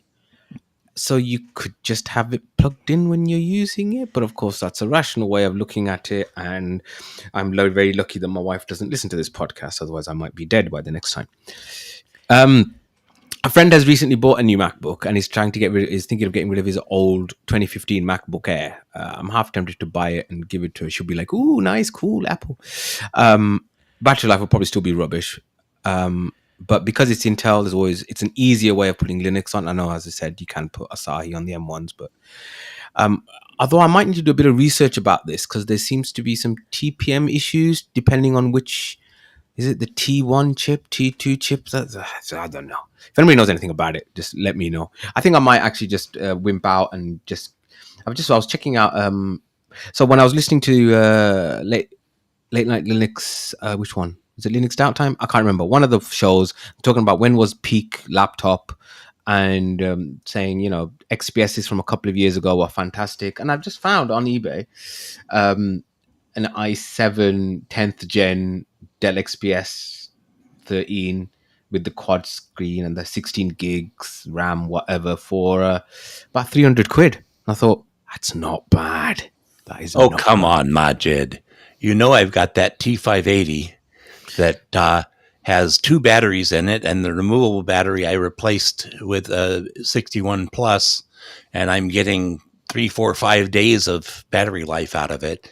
Too And heavy. that only cost me $200. That's a Yeah. desktop replacement. Yeah, this is Go get a 480. okay. Batteries. Yeah. Well, anyway, for my wife, it'll be just ooh, nice and shiny. It has Anyway, 2 batteries. One is internal, the other is replaceable, like anyone else's laptop battery. Wow. A little bit of this, a little bit of that. yeah. Yeah, Anyway, the fun thing is before you open it up to fix anything, you have to go into BIOS and disable the internal battery, or you could really mess things up. you're not selling this moss to me. I must Yes, say. Anyway, moving on. $200, Mudged. $200. I paid less than $200 for this Okay. machine. It's an All right. i5, got 16 gigs of RAM, got all the SSD you can put in it. When is it that you started working for Lenovo exactly, Moss? I don't know. Before my wife came, I had X130E, and I bought a 430 and sent her the X130E while she was still in Canada, which we've got a story about that because they tried to charge her Which I think we will have to leave for another time, Moss. over $100. Just Because send it I'm not to even her. halfway through my wanderings yet. Okay, I'll shut up.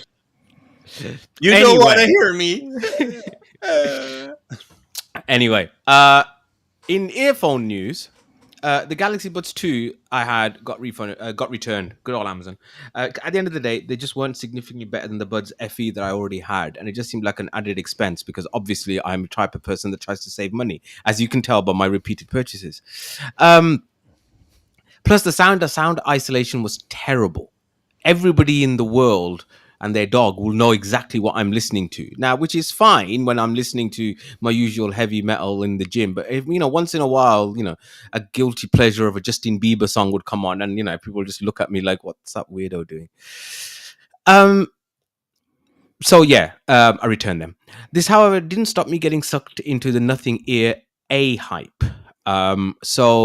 Nothing, the company founded by ex-OnePlus founder Carl Pei, makes all the British-based, makes a couple of phones with gimmicky lights on the back, glyphs they call them. Anyway, they made some headphones. I actually had the original Nothing Ear 1 headphones, which were quite good actually. And I'd seen that these ones had come out. And I'm a sucker for ecosystem, having accidentally got myself into the Samsung ecosystem before. And now having bought a Nothing 2A phone ostensibly for work, I thought, why not? Let's go for that. And it comes in this really distinctive yellow color, which does look a lot like vomit, but at the same time, it's distinctive. So nobody's ever going to, nick them. It arrived also on release day. And I'm actually liking them quite a lot, actually. They support LDAC, and whilst I'd already have some Sony XM4 earbuds, they're quite uncomfortable and heavy, and these are a lot more comfortable, very good sound, good if not fantastic active noise cancelling, and overall quite good to use. Apparently also has some chat GPT functionality, but I haven't actually tried that out yet. Yeah, no, it's the assistant on the Nothing. If you've got a Nothing phone with the app and you want to launch the assistant, it won't be Google or Alexa, it will be chat GPT. I'm going to try that out, but I haven't got around to it yet. I bought a new smartwatch, the OnePlus Watch 2. Now, I've flitted between Samsung Galaxy watches and Mob Voice Tick watches. This is because while the Samsungs have better app support with Wear OS, their battery life is terrible. The converse is true for the Tick watches. I mean, they have epic battery life. When I went on my recent trip to Morocco in January, I didn't take the charger with me, and it worked the entire time I was there. But their software is a bit rubbish. App support isn't great. They're still on old versions of Wear OS. Interesting, actually, I did have one of the Galaxy watches when they used to run Tizen. And the battery life on those were really good, actually. Anyway, so I've been getting fed up with the fact that the Watch 4 Classic that I have pretty much runs out by the end of the day. And if not, it's not going to last all night. So I can't do any sleep tracking with it, which I have been tempted to do because my sleep has been terrible recently, probably because of the night shifts. I had seen quite a lot of reviews of the OnePlus Watch 2 talking about its epic battery life because it's got It's actually got 2 operating systems on it. It's got Wear OS and it's got an RTOS on it. So what that basically means is for the kind of smartwatchy stuff of just pushing your notifications and the small kind of things that you would do. It uses the RTOS side, and then when it's doing some of the more complicated stuff, it uses the Android Wear side. Not Android Wear, Wear OS side. I was a little bit hesitant because, again, I thought maybe it's an ecosystem thing. Maybe it'll only work really good if I had a OnePlus phone, and I got rid of my OnePlus 6 months ago or so. But there was an Amazon discount, and I'm an idiot, and I got it, and I'm loving it. I have had this watch for 3 weeks. I have charged it twice in that period. It lasts and lasts and lasts. It's got a good display. The apps are great. And that's as I'm saying, that's with everything switched on, or always on displays and all the notifications, everything like that. So and it looks nice as well, actually. Apparently it's got sapphire crystal as well. So I've not tried to scratch it. I'm not going to try and scratch it, but it makes you feel that it's quite sturdy and well built.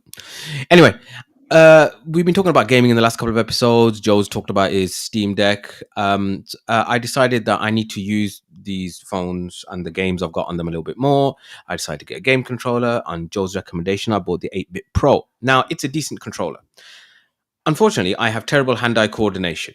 I have good hand-eye coordination. I'm probably over-egging it. I am a doctor after all, but I'm still a bit rubbish when it comes to, some games and things like that. And a lot of the games that I actually wanted to play didn't actually support controllers. I'm looking at you, Call of Duty. I then remembered that we actually had an extra PS5 controller in my house, which my son had bought when we got his PS5. And so I returned it. Again, thanks to Amazon Prime.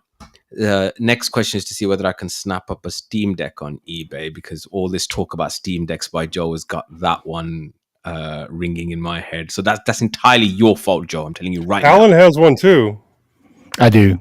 Yes. Yeah, but I've not been listening to him for the last 3 weeks talking about how great his Steam Deck is, have I? I love my Steam Deck. They are great. They are great. They're really great. Yeah. Hey, by the way, in case you didn't know, I run Arch. Really? Oh, yes. You do not. Oh, yeah. That is not having it. That is not Arch. Oh, shut up. Shut up. You don't Calm down. No, if you're not typing Pac-Man capital S URN -- no. It's confirm. actually capital S, lowercase y, lowercase u. But hey, no. You gotta. There's other things you can do to keep it clean. Okay, you Arch fun boys can just stand there for a second. Yeah, well, let me finish me wanderings, all right? Speaking of Amazon Prime, they are the gift that keeps giving. Having found out that my Amazon Music Unlimited subscription had been renewed despite my best efforts, I decided I might as well use it since I've paid for it. Well, this was a mistake, as it seems that all this Ultra HD, Dolby Atmos, and whatever sound takes quite a lot of mobile data. And since I listen mainly outside the house, in the gym, or on the way to work or whatever, I was hitting my monthly data limit, which I've never done before. So this month I'm going to have a slightly higher phone bill. So thank you again, Amazon. you have monthly limits? That's gross. Yeah. Anywho, to compound my evident Stockholm syndrome when it comes to Amazon, I find myself paying for the ad-free Amazon Prime Video for an extra £2 a month. I do despair at myself sometimes. X-Men 97 is going quite nicely in the televisual world, as is Star Trek Discovery, the final season, to my surprise. Because, to be completely honest, Star Trek Discovery has been a massive disappointment. But it's not been too bad, actually, this season. Constellation has stalled for me because my attention span post-COVID is ridiculously bad now. So I've now got to the stage of checking on the Wikipedia to see what happens in the episodes, because it's just so slow. I like alternative history and alternate history and that kind of stuff. So I've just recently bought The Dragon Waiting by John Ford. So that's going to be my next, that's on my bedside table for reading. And like everybody else on here, I'm incredibly starstruck about having Alan Pope here on the round table. I feel like I'm a Popey groupie, and I feel I should make that T-shirt and trademark that. I try to save most of my fangirling for when Alan's not actually here anymore. So like last time, because it seems to make him a little self-conscious. So I try not. You to reckon? You reckon? I don't take compliments very well. Yeah, well, we're British, Yeah. you know. We don't take compliments, Yeah. do we? Yeah, No, yeah. we don't. No, Yeah, no, no. thanks Yeah. very much. Well, Okay, thanks. as long as you don't put a restraining order on me, I'm all right. Anyway, Have you been to his house yet, Majid? Have you been to his house? well, it sounded like you were in the UK looking at that car I saw earlier today with you know, with the very, very Bill My wife wants Housery to type. go there. She wants to see Highclere Castle. Okay, you're not missing much. Anyway, Don't do that. Don't say that. Anyway, let's move on to said Poppy. Yeah, so I have only a few little things. I recently started a new job. I am a director of developer relations at a company called Anchor, who are based in the US. So a lot of my colleagues are in America, but I've been there 2 weeks. And on my second day, I got invited to a co-working space in London that I'd never been to before. And there were like 9 or 10 other UK-based employees. And so I don't feel so distant from all the Americans now that I know there's a whole bunch of us Brits in the company as well. And that was good fun. It was good to meet people. You know, when you're all working remotely, having an opportunity to actually get in the same physical space and, you know, go out for pizza at lunchtime and have a chat about stuff and get to know everyone, especially on my second day. It was super valuable. So, yeah, I encourage anyone who's working remotely, if you can get an opportunity to actually just meet people, is very helpful for your mental health and also for, you know, getting to know your colleagues. Yeah, no, it's something actually that I, you know, when COVID lockdowns were going on and, you know, life was pretty grim at the hospital, I was still very happy that I still had somewhere that I would go to work and meet people, you know, because, you know, for a lot of the people who already did work remotely or were shunted to be working remotely, it didn't sound like fun at all. No, I mean, I've worked remotely for over 10 years now. So long before COVID and all these people telling you, you know, remote working is terrible or great or whatever their opinion is. I've been doing it for 10 years already. So this was not news to me. And actually, a couple of years ago, I started renting an office away from my home because despite me hating doing commutes and going long distance to get to an office and sitting in traffic and all that horribleness, I actually quite like the mental separation of leaving the house. Yeah, definitely. Having to get dressed and leaving the house and then arriving at an office.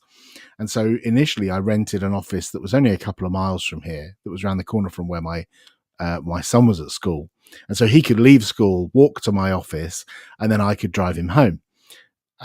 But I no longer have that office, but I do have an office in a town that's about 20 minutes drive from here called Basingstoke. And I actually rent a room in a co-working space, and it's the same office that Martin Wimpress has a room in. Ooh, and so cool. I will usually turn up in the morning and we'll both grab a coffee in the cafe at the ground floor of the office, and then we'll, you know, have a morning chat, and it feels like the normal office banter, you know, and it's someone I've known for years and years, and, you know, we do the podcast together and stuff. We'll have a bacon roll and then, you know, go and do some work, and then we'll have coffee breaks and stuff. So I get that whole separation of home and work. But if I want to work from home, I can do that as well. So yeah, Anchor is a company that makes a bunch of open source security tools.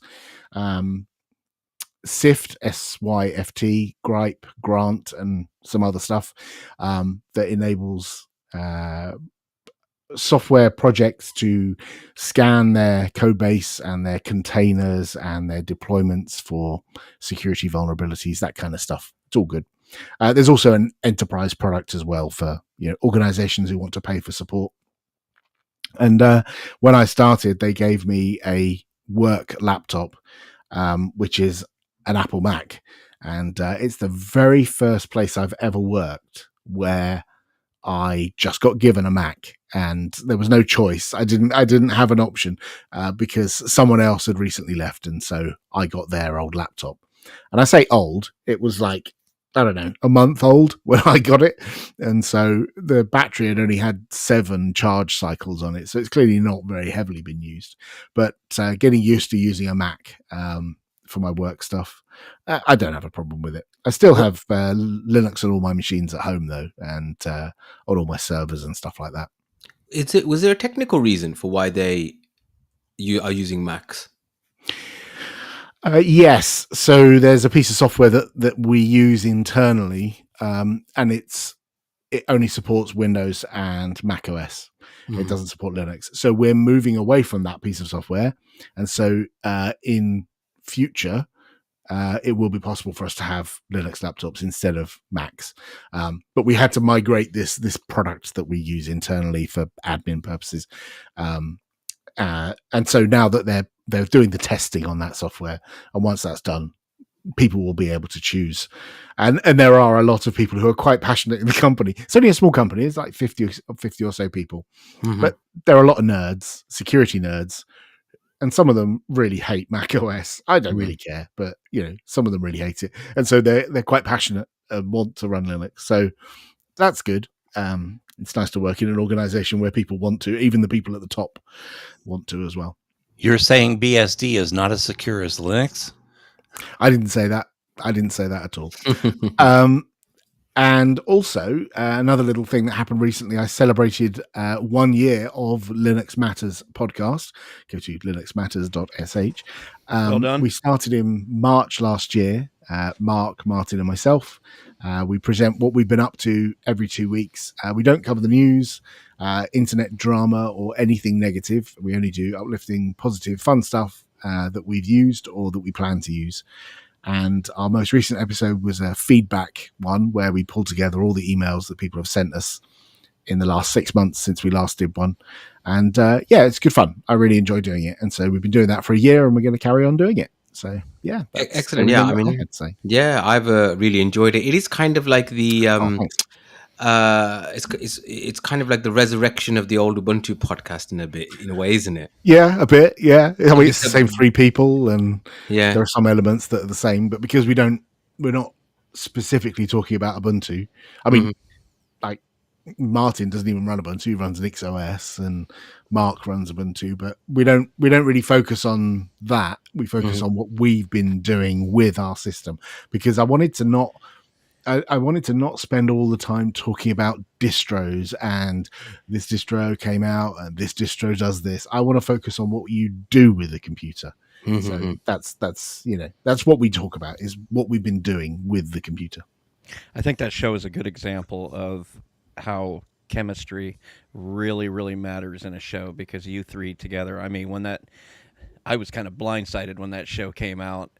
And you, I don't mean that in a bad way. Oh my God, who are these guys? What are they doing? Gosh. No, I really, really missed the Ubuntu podcast, and I understood why. I didn't understand. I was angry when you left, but I'm sorry. for the sake of being civil. So when you guys came back, Bill, I think you need a therapist, my friend. I really do. They've got some proper abandonment issues going on. Okay, Majid, you've been talking about Bill's spending habits, and then now your Amazon Prime addiction. Let's make a comparison there. Hey, we all have issues. We've all got issues. I have insight into my problems. I understand that I'm a deeply damaged individual. I've just embraced mine. But no, it really was. You guys have great chemistry, and so when you guys came back, I didn't care if you guys talked about your opinions about the best stuffed animals, as long as the 3 of you were together talking about something. I thought it was great, Oh, you just gave us a show idea. If you want to hear about distros, there's always Distro Hoppers Digest, Yeah, I think it's been done, there's plenty of that out there. So sometimes it's good. And if you guys came back and did user error again, that would be which was not even self-promotion, as I'm no longer on the show. Anywho, there's that. Let's move swiftly on to the innards, in which we are going to interview Mr. Alan Pope. Hello, that's me. Hi, how you doing? I'm So good, thank you. excellent. Thanks for coming on. God knows what Heating up possessed the you. grill now. Yeah. Maybe you are thinking yourself as well. Why did I click onto that Discord server? Yeah. Oh, God. It's only been an hour and a half, and now we're actually doing Yeah, the come show. on. We got ages left. Yeah. Yeah. So anyway, I mean, we had a whole bunch of questions, but this might, we wanted this to be not a 20 questions, kind of, interview type of thing, but more kind of, bit of a discussion, really. Mhm. Because you have been involved in Linux, in some way, shape, or form for a while. It's been a while. Where did your journey start, and how come? So I used to work as a technician in a local college in the electrical and electronic engineering department. And so we would set up experiments for the students and tear them down afterwards and all that kind of good stuff.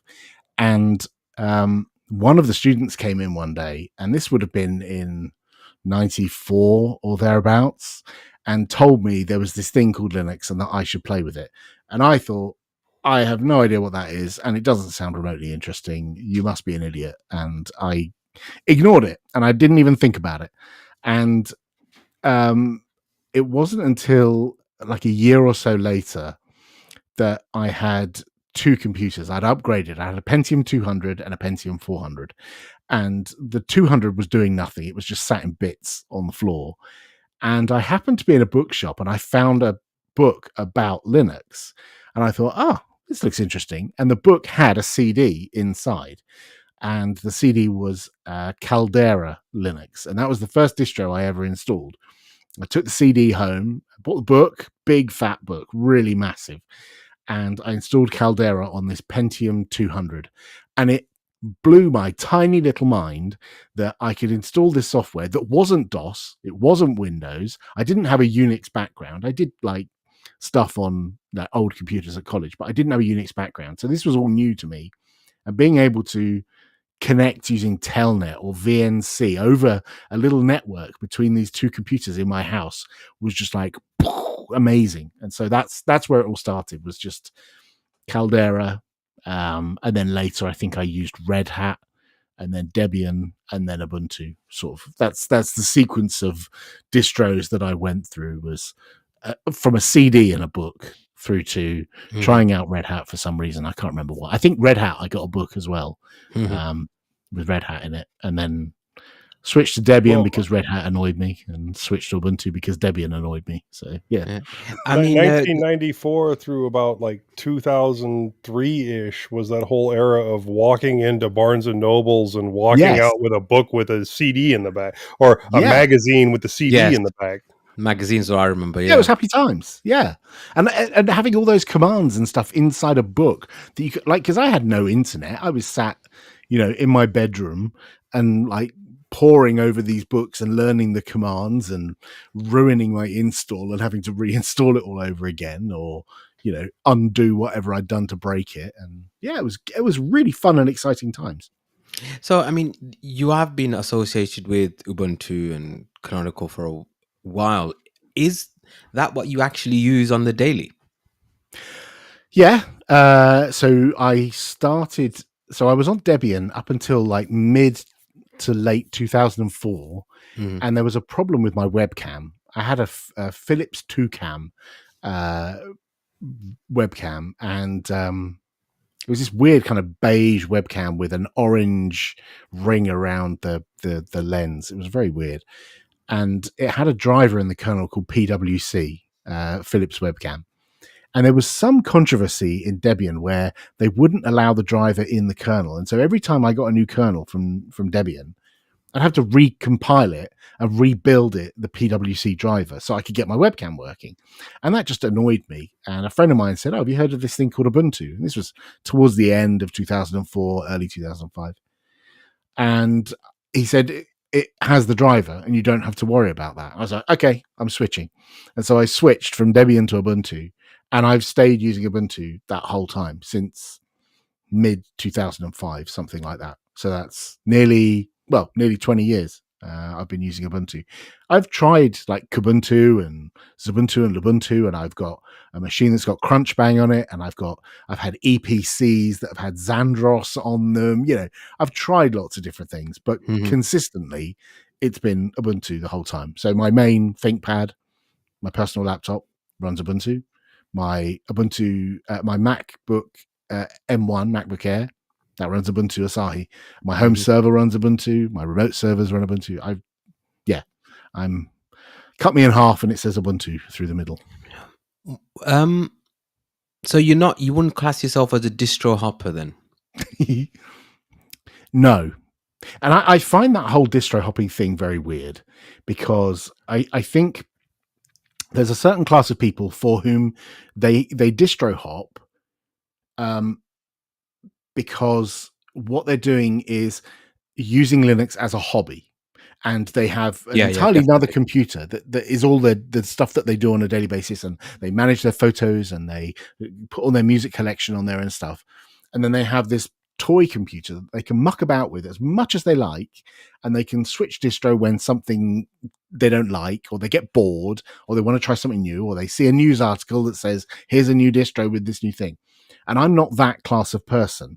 I'm the kind of person who I install an operating system on my computer and I want to use it, and I don't want to screw it up. I want to continue using that thing because it's my main computer.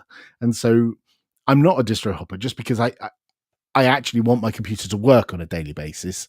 I don't care about whatever new shiny thing is in some new distro somewhere. Okay, that's great for someone. I might spin it up in a VM. I have like spun new distros up in a VM, have a little poke around, and then delete it because I don't need it.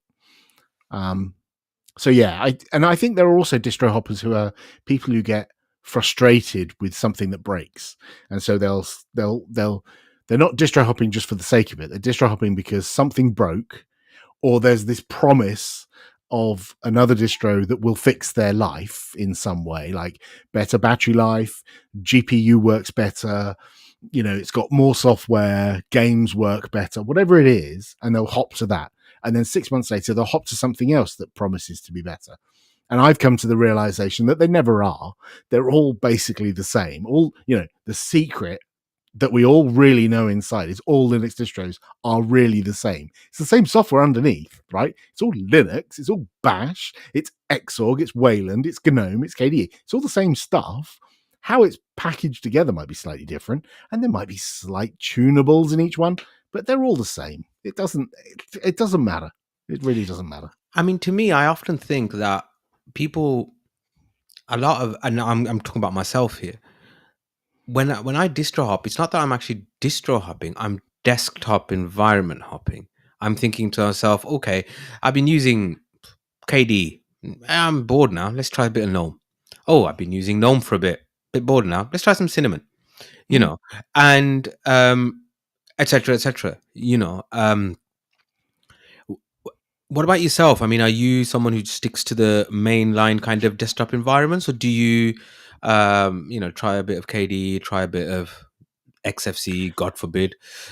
Yeah, I tend to stick to either GNOME or KDE.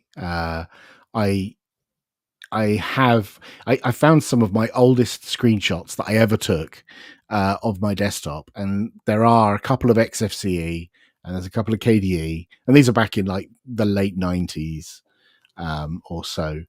And nowadays I pretty much stay on either GNOME or KDE. I had some problems with high DPI on one of them, so I switched to the other. Mm-hmm. And I had some problems with multi-monitor support on one, so I switched to the other to see if it was better. But at the moment, I'm running GNOME on everything.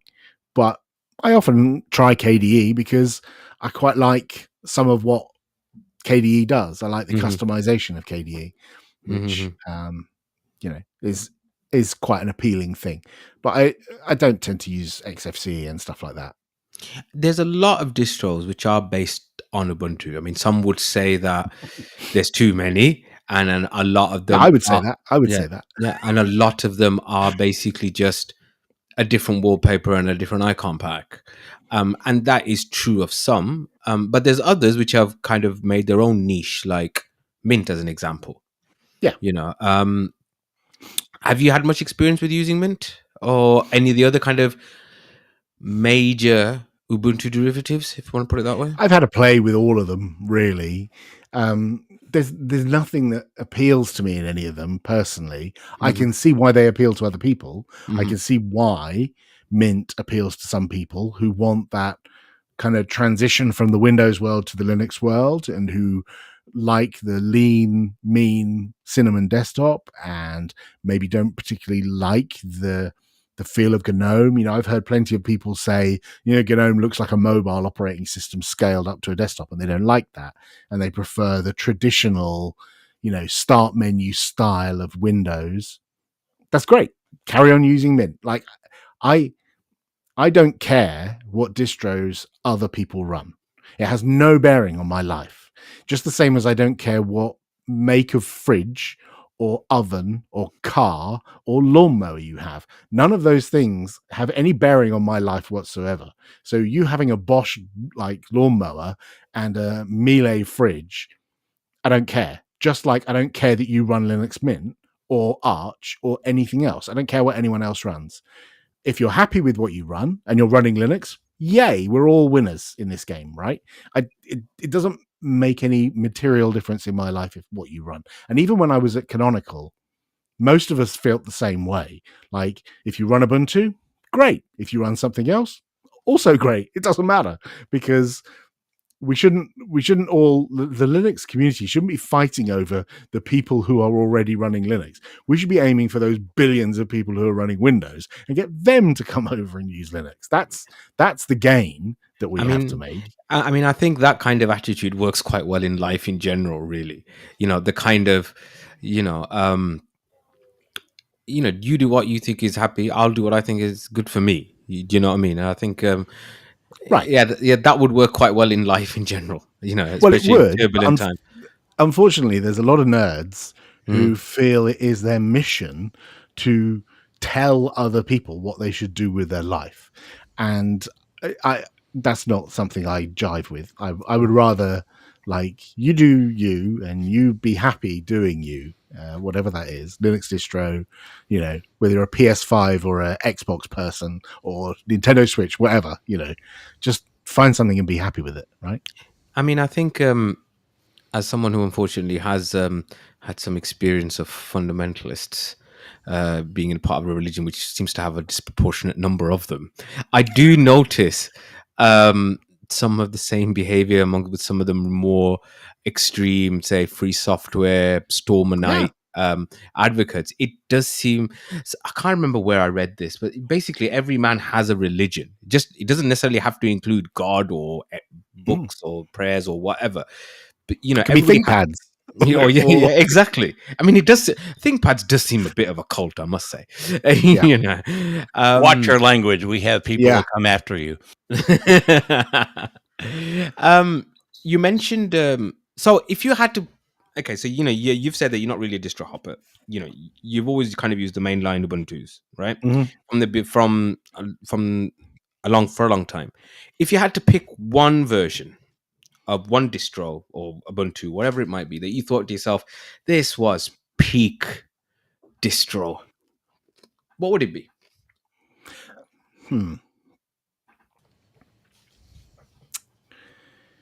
That's a good one. There's a couple. One, I would say Crunchbang. I think there's something about Crunchbang Linux that was just it. There was a moment in time there where there were a whole bunch of relatively low power, relatively rubbish laptops, and Crunchbang was minimal. It was distinctive. It was based on a Debian based system, so software was available. It was lean. It was pretty. If you like black and white, very stark visuals, then it was pretty. So I think probably if I'm thinking like moments where I think back about all the distros I've ever run and think that was good, Crunchbang is definitely on that list. But I'd probably also say Ubuntu 16.04. I think 16.04 is peak Ubuntu. I think it went it got as good as it ever did on 1604.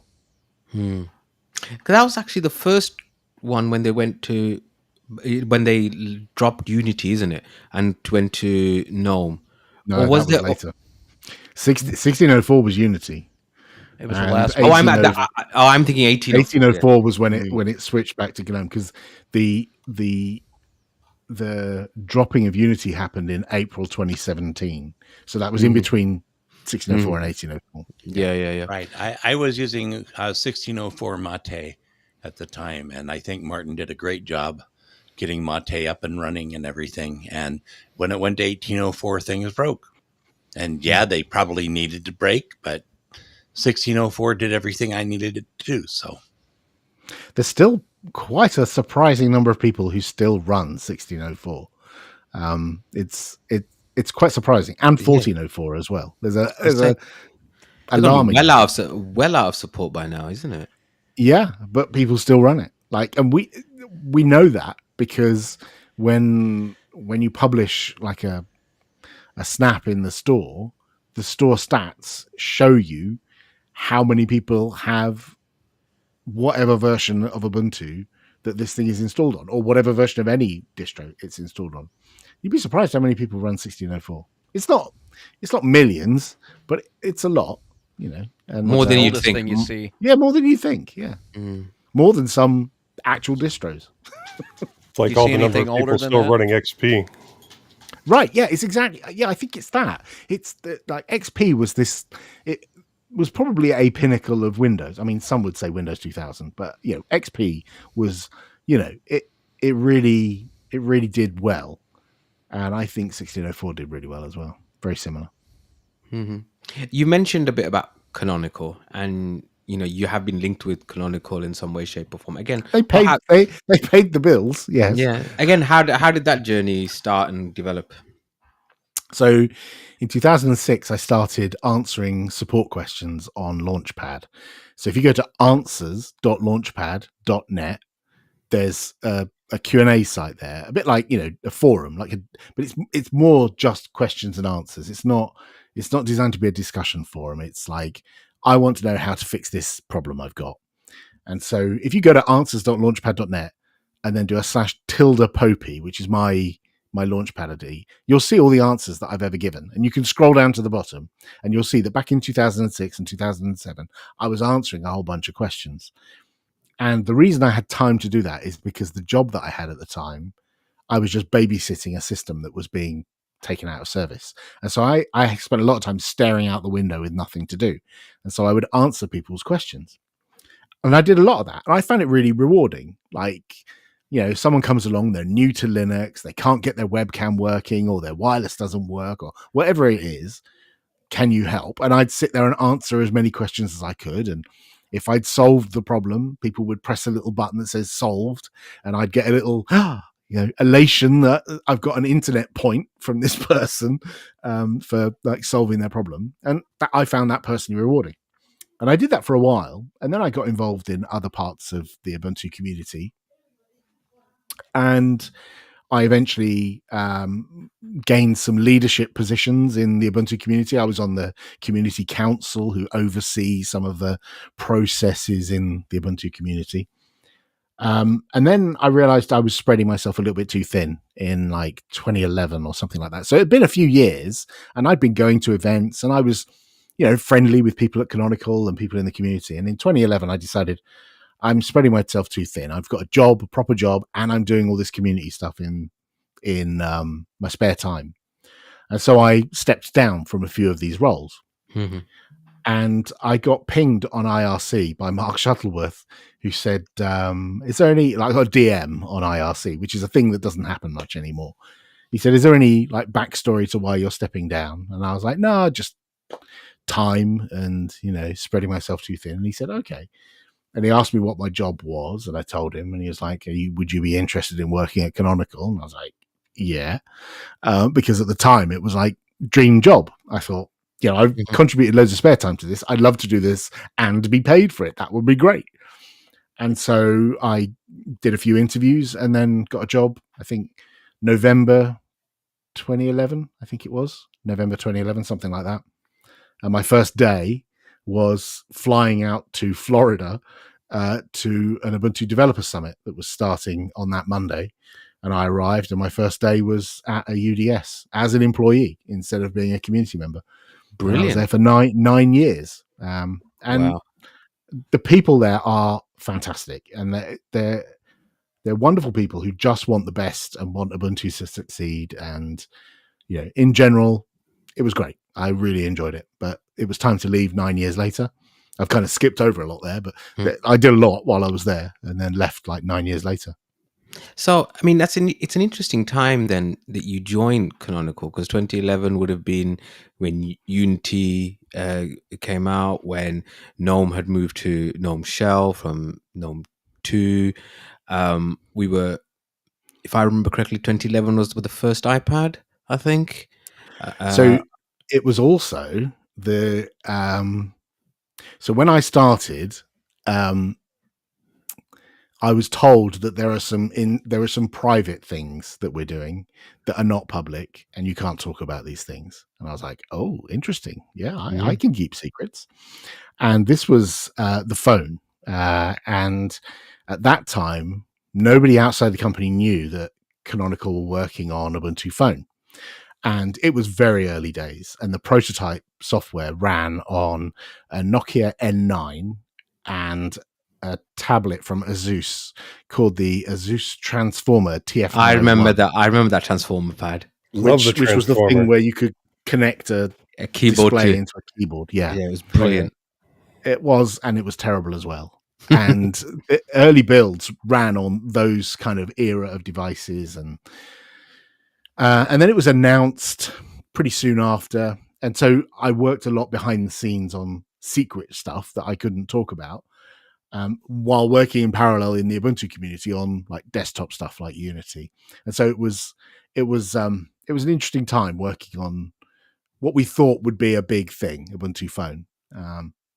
It lasted for a few years, and then it was cancelled in 2017.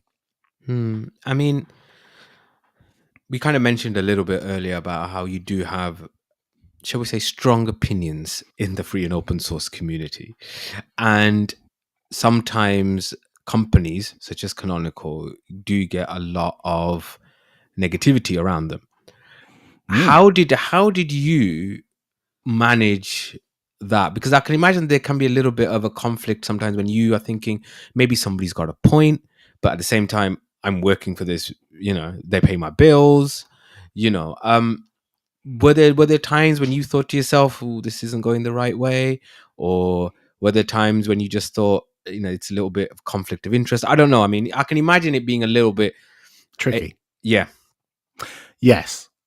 So there were a few occasions where Canonical senior management that had made a decision to do something, and there's nothing I could do about that. That's a company decision that people who are paid much more than I am and know much more about the strategic direction of the company to make those decisions. So there's nothing I could do to change that. However, there were certain occasions where people in the community, if you don't explain something and why something is the way it is, the community will fill the void with whatever they think the answer is. Mm-hmm. And you'll get 1,000 people on Reddit, all with competing theories of why something had happened, and maybe half of them are wrong. And the problem is that those things turn into stories, and you get articles on Phoronix, or you get threads on R Linux, or wherever it may be, where people are saying this is the reason why this thing happened, or they are doing this because they're going to do this in the future. And often it just wasn't true.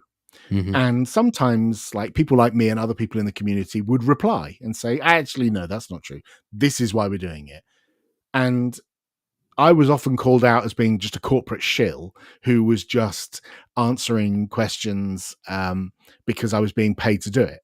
And that kind of hurt, given that I'd been in the community since 2006, Mm-hmm. and I was answering to the best of my ability from my perspective as honestly as I could. And there were some things I couldn't say because it was like internal secrets or whatever.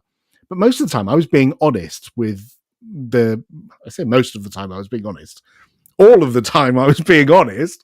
Most of the time I was saying, what I actually personally felt, not like some corporate line that I had to spin.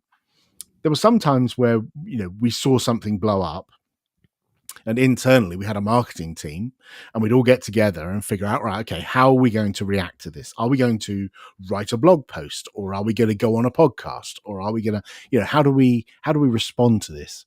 And sometimes the answer is do nothing and just let it die down. And sometimes the answer is say something. And, that was difficult, getting that balance right of when do you say something, when do you say nothing?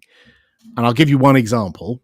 And it's the Unity shopping experience, or whatever you want to call it. People call it the Amazon link. Yeah. The Amazon lens. People like that was quite the drama. I think that landed in 2012, late 2012.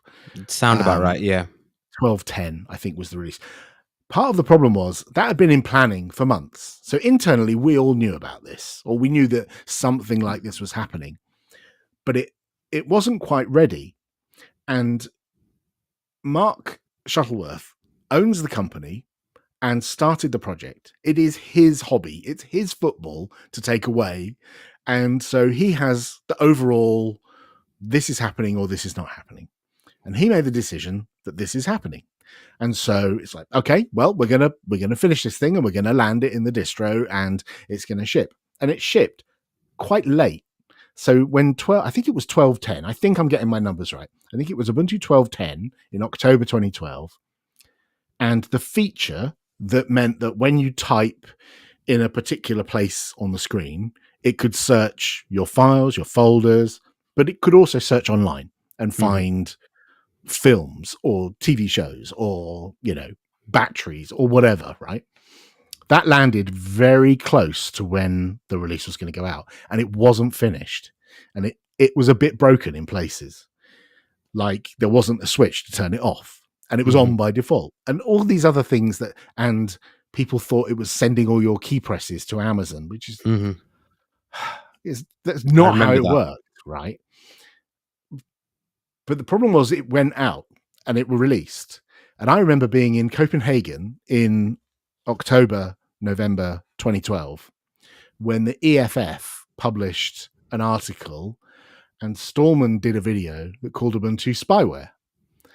And it's like, well, what do you do there? Like, Ubuntu is now known. Like, if you search for the word Ubuntu spyware, you'll find plenty of people who repeat that whole thing, that it was spyware and that it was people spying on you and capturing all your key presses. And trying to counter that was really hard because that wasn't what it was aiming to do. It wasn't trying to do that. It may have been poorly designed. It may have been poorly implemented. It may not have been well described before it landed.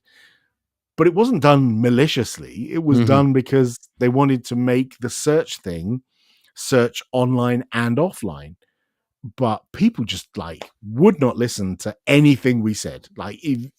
And by then it's too late. The thing's out there, and it was taken out, a year later or something, and it was gone. But that mud stuck. So that whole Ubuntu spyware thing has stuck around, and that's pushed some people to places like Mint or Pop! OS or Arch or Fedora and missteps like that, mistakes like that. I think are one of the things I look back on and think, I wish we hadn't done that. I really wish we hadn't done that. I mean, it is one of these things that I'm not saying this in a disparaging way, but people are very quick to find negative motives when sometimes things are just a bit rubbish. You know? I mean, there is a famous quote of attributed to Napoleon: "Do not ascribe to malice that which can be adequately described by incompetence." Maybe we were incompetent. Maybe that's all it was. Yeah, as I said, I know it sounds disparaging, but what I'm trying to say is that people will see something, and maybe people have fallen short, or maybe people haven't done as best as they could have. But instead of just saying, okay, you know what, need to do a bit more work on it, there has to be some overarching narrative. For example, it's spyware. For example, the key presses are going to Amazon. Do you see what I'm saying? Yeah, totally. Right, and the funny thing is, well, it's not funny, but the the whole if the I think there are things we can go back and think if we'd done this slightly differently, or if we'd announced it earlier and described the process. Like there were very reactionary blog posts we had to write to describe the process and how it worked and how it wasn't sending your key presses to Amazon or anyone else. But it wasn't good enough, because by then people had already made up their mind, and so it kind of didn't matter what you said at that point. Yeah, I mean, don't let the facts get in the way of a good story.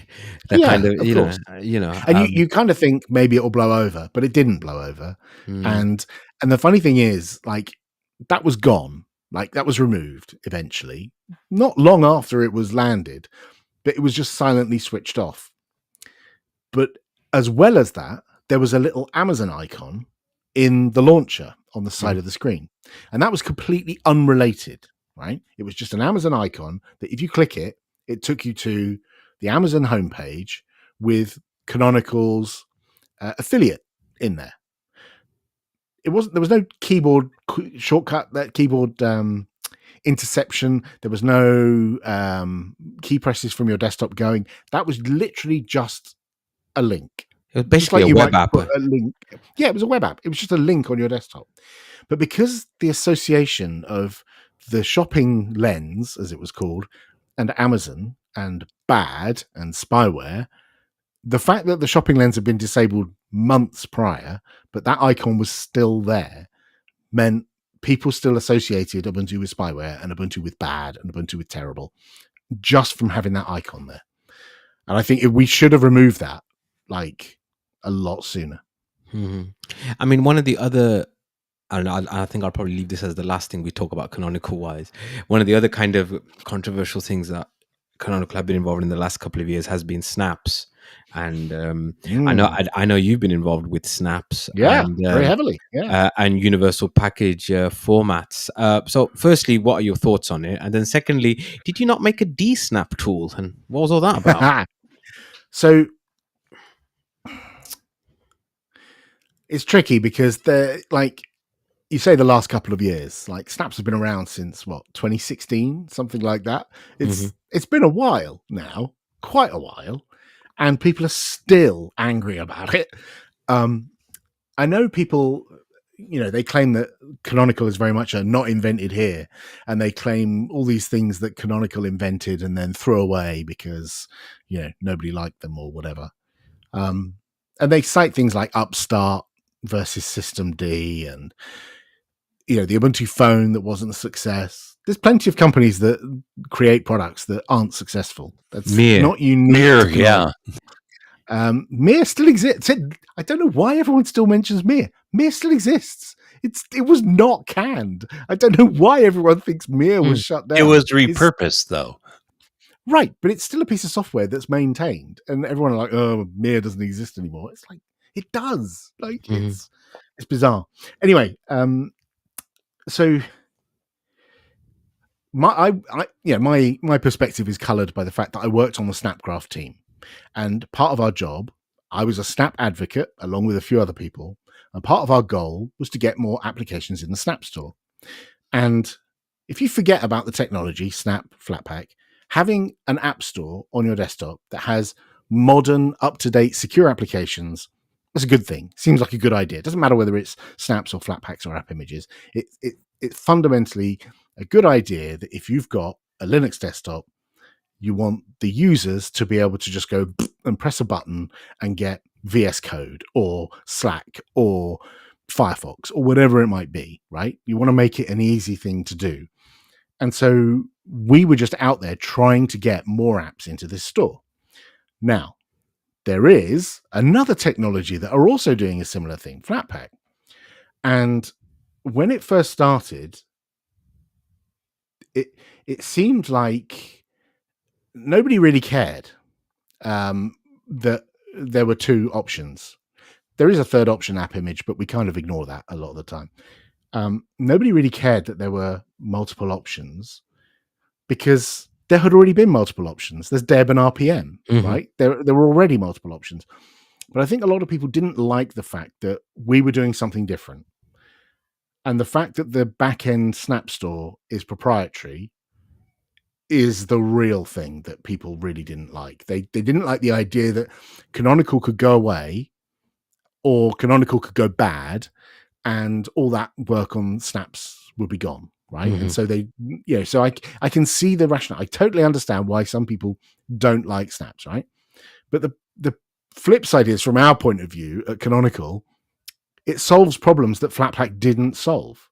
Like, there are command line applications in the Snap Store. There are server things like Nextcloud is available in the Snap Store. And so there were things that Snaps did that Flatpak didn't, and there are things that Flatpak does that Snaps don't. And when we were trying to get people to use Snaps and build Snaps, we would never say, don't make a Flatpak. We would never say, don't build an app image. We always just said, we would like to present the technology we have. We'd like you to build a Snap. But whenever we did that, there would be people in the comments and in the pull requests on GitHub or whatever saying, don't do snaps. You should do Flatpak. You should do app image. You should do. And so it was really draining and frustrating because we were just trying to build our technology and trying to, make a thing that made it easier to install apps. Other people were doing the same thing, making Flatpaks, making app images, but it felt like there was so much resistance from the community because there was this feeling in the community that everyone else has decided to use Flatpak, right? And that may be the case. Like, the vast majority of distros do ship Flatpak by default. That is true. But more people have snaps installed than Flatpaks. That is also true because Ubuntu is the biggest distro. Yeah. That is also true. And so you've got a situation where you've got two potentially competing standards. I don't see them as competing. I have no problem with Flatpak existing. I have no problem with people making Flatpaks, people promoting Flatpaks. There's nothing wrong with that. There's no, we've got like loads of distros. We've got loads of different competing technologies all over the place. I don't know. Maybe one day all this will be settled somewhere. But given how long we've had RPMs and Debs, I can't see that changing. I just can't see it. Maybe one day Mark will decide, well, let's give up on snaps and switch to Flatpak. Maybe. I don't know. I can't see it. I mean, I suppose the first rule of change management is nobody likes change. And so there's a little bit of that as well, I suppose. If people see that an organization or a group of people are steering something in a particular direction that they don't like, that means that they get their, it gets their tails up, and and I think snaps and Flatpaks is just another thing that people, if you didn't like Ubuntu, you've got, or Canonical, you found another reason to smack their head. If you had no problem, it's just a non-issue. Well, or it's a technical issue. Some people might say, well, I prefer this technology, but then it's on its merits rather than on what you perceive the company's doing. Yeah, and I get that some people don't like, as I've said, the fact that it's proprietary backend. All the software is open, like Snapd is open. The one bit that isn't is the backend Snap Store. That's it. But that's enough. That's enough for people to say no, because they don't want there to be a rug pull, for example, and Canonical to go, right, okay, it's all paid apps now, and you can't put open source in there or whatever, turn into Apple or Microsoft. That's the worry that people have. Mm-hmm. But I feel the community, the world is big enough for more than one app store. Like, you look at the legal things that are going on for Apple, trying to get more than one app store. If you're on an Ubuntu desktop, it's literally one command to get Flatpak. Yeah. Sudo apt install Flatpak. Done. You've got it, right? It's not hard. And so I don't know. I don't feel it's anywhere near as controversial as people make it out to be. There's a very small number of very angry, very noisy people online who hate snaps. So what about the tool? The tool you came up with, the dsnap tool? Unsnap. Yeah, it was a tool I thought would be handy if people don't want snaps. They can just run this command and it will convert you from running a whole bunch of snaps into running a whole bunch of Flatpaks. Like, I don't care. Like I said, I don't care what you run on your system. I made a thing that made it easier. If you don't want snaps anymore, you can just run this thing and it will remove them. It was partly a joke, and partly I thought, oh, I wonder if this is possible. Oh, it is possible. I don't really maintain it anymore. Other people have made forks of it. Other people have made similar things, but there's not really a massive demand for it. Someone made a flavor of Ubuntu that has Flatpak support built in and no snap support built in. Like, nobody uses it. Like, there's It's not called really Mint. demand. Yeah. Well, there's that as well. Yeah, and Mint is popular, so use Mint. Use Mint. I don't care. Yeah, but like all of us here on this podcast, one of the first things we do when we install Mint is, re-enable snaps. We do. Except Moss. Some do. My bad. Yeah. Well, okay. So interestingly, if you go to the Snap store, snapcraft.io / and then a snap, down at the bottom of the page, there's a picture of the world with colored in countries showing you which countries people have installed that snap on. And if you look on the right hand side, there's a list of all the Linux distributions where that snap is installed. And at the top, unsurprisingly, is all the Ubuntu versions because they ship snap by default, right? And then shortly afterwards, there'll be Linux Mint and Manjaro. And so there are people out there who will enable snap support because there's something in the snap store they want. And that's fine. There are documents online that tell them how to do that, right? Similarly, there are people who run snaps on Fedora, but Fedora has Flatpak out of the box. So, you can't like lock the system down for the user and say, no, you must not install snaps. I think the thing that Clem did with Mint is a bit weird.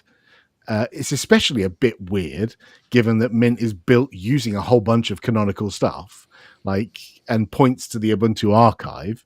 So all those Mint users out there who are apt installing something, Canonical are paying for some of that technology. You're welcome.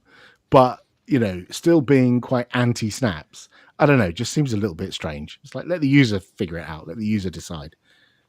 I understand why they did it. I'm pretty sure that was Clem's whole thing was, actually informing the users the informed consent of installing snaps. So you actually have to, go do something to make actively it so do that it. install. Right. Yes. So that way you're installing snaps instead of it just being there and you not knowing if you're installing a snap or a deb with Ubuntu. Right. But the vast majority of people don't care. They don't care what the packaging system is. Now, True. They might care when it breaks, or they might care when something moves from being a deb to a snap. They don't care that it moved from a deb to a snap. What they care about is not being able to access their bookmarks anymore, or not being able to access their email anymore. It's nerds that care about the technology under the covers. Normal users care when their files have disappeared, or the theming isn't right and their mouse cursor is huge, or those kind of usability things that snaps and Flatpaks and app images sometimes have. And it's fair criticism, like absolutely, when stuff is broken, because that's a technological criticism. It's a technical criticism, isn't it? And that's fair enough. It's when people ascribe again malicious motives to things which don't have motives in that sense, that I think is a problem. I'm just moving on because I'm conscious that we're keeping you quite late here, and there's another big aspect of your life that we haven't mentioned yet, which is podcasting. Oh yeah. Yes. So I think a lot of us have been listening to you for over a decade. I remember listening to the Ubuntu podcast in 2012, 2013. Around the same time I started listening to mintCast, and there used to be this one called Linux Luddites then as well. Yes, back in the day, as they'd say. So how did all that start? So I think we started the Ubuntu podcast in 2008, and that came about after a few friends in the UK community around Ubuntu. We just got chatting to each other and we're like, should we do a podcast? And oh my gosh, when we first started, it was awful.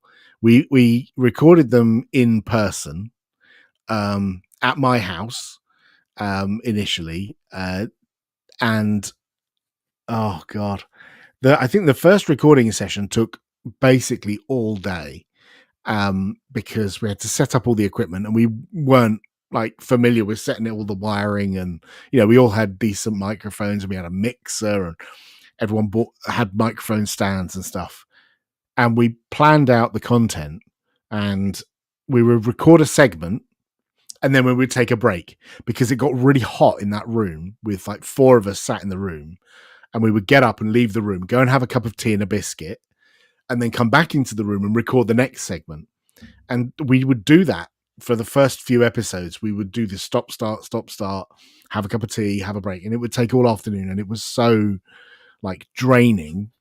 And over time, we optimized the process, and eventually we got it down to recording in the space of like an hour.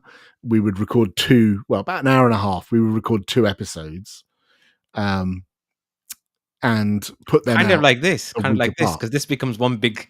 This is a 2-episode thing Right as well. and that kind of it worked. And we had different presenters, like Davey was on there, Simon was on there, Laura and Tony were on there in the early days, and over time it was always designed that people would move on and people could move on.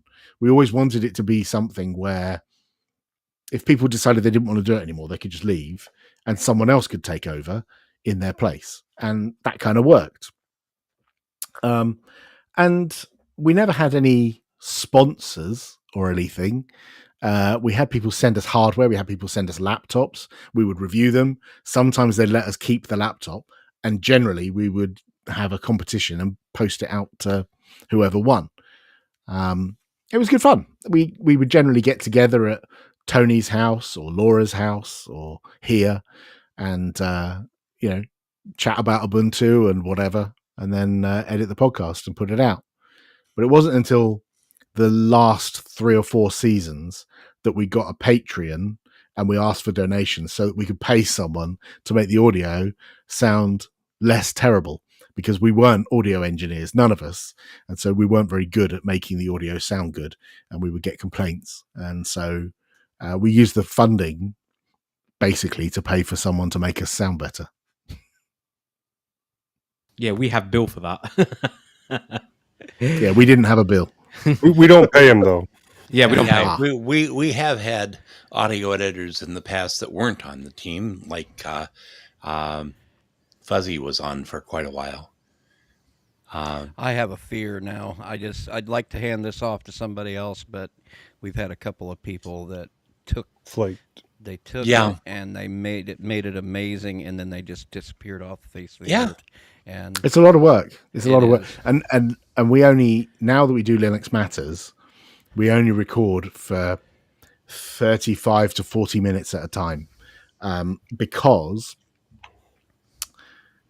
it takes Joe, who does all our editing and post-production, it takes him a certain amount of time to do the episode, and he's doing Late Night Linux and Linux Dev Time and all the other shows as well. And Joe And so has a we- very high standard. Yeah. Yes. He was the one who used to write into us and tell us, your audio is terrible. I can fix this. And he did. He used to be on this show too. Yeah. And I'm glad that we have him doing it. We know that we're like a little niche podcast. We know we're never going to be like, the Joe Rogans and the big time podcasters. We know that. We've got a decent sizable audience, and we do get sponsors now. But it's not like, huge sponsors with, and sponsorship in the podcasting world is very hard right now. And so it is very difficult to get sponsors for a show, especially a super niche Linux nerds talking about what they've been doing this week kind of thing. Yeah, So it's a question we get asked a lot about.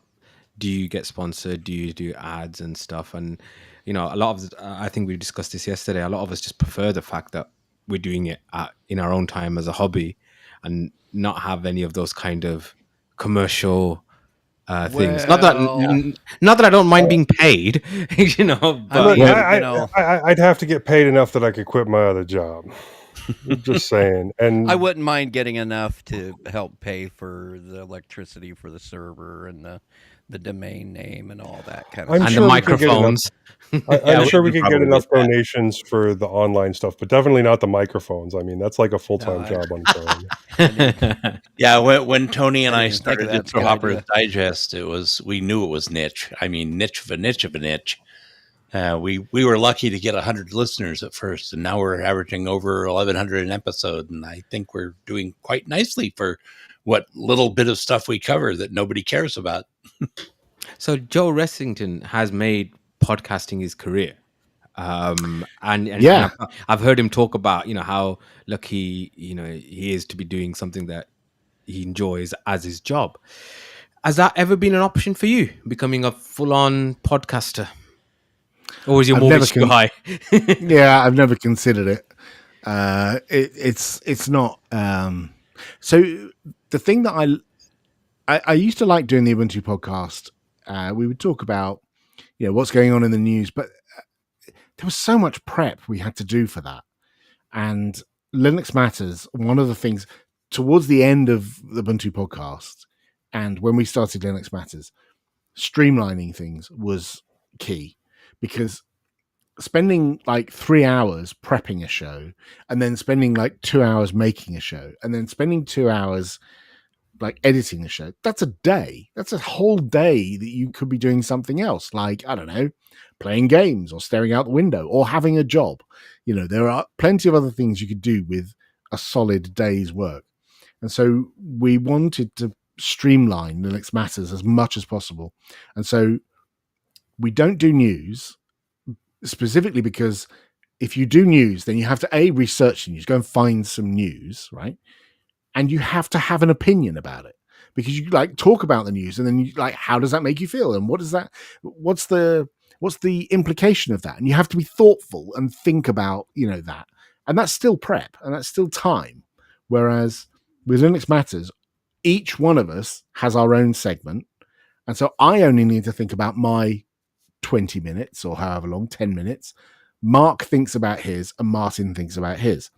And so it's really more like us having a conversation. It's like the three of us going to the pub and one of us saying, oh, I played with this thing this week. And then you start asking questions and, oh, is that like that other thing? And, you know, you just have a conversation. And that's what we wanted it to be, is more of a simple, each person only needs to care about the thing that they're talking about, and you don't need to care about everyone else's. But you will have an opinion about it. Like sometimes the notes, we know what each other is going to talk about. And sometimes I'll think about Martin's topic or Mark's topic and I'll think, oh, I've got opinions about that as well. But I don't have to go and research news and stuff like that. So it's much lower effort and lower impact. And I don't think anyone would pay me to do that. So no, I have no illusion that podcasting will be a career thing that I would do, because podcasting, you really need to talk about what you know. Mhm. And I all I know is this stuff. So, and we already know it's a niche. Like, there's never going to be a Joe Rogan does Linux podcast. You know. That'd be quite funny if it is, to be honest. It'd probably be Yeah, high. it would, actually. Yeah, now I think about it, it's probably not. Well, now that you've said that, he's probably going to do it just to spite you. Yeah. The closest we came was with Brian Lunduke, and I think he's lost enough credibility that we don't have to worry about that coming up. Well, Leo Laporte. Can you imagine the knuckleheads we would end up with in our community if it went that? I mean, You mean like come that on. idiot that does Full Circle Weekly News? Yeah, that one especially. Who is that? For the guy from Tilts. Yeah. The guy from Tilts is a weirdo. And also that guy that has that atypical doctor podcast. I mean, what's an atypical doctor? I find him to be very typical, actually. A little self-aggrandizement going on here, people. A little. The thing is, podcasts, what you got to remember is people don't have time to listen to every podcast. And so, you know, you are competing for people's attention because, you know, they're on their phone or wherever they're listening to their podcast.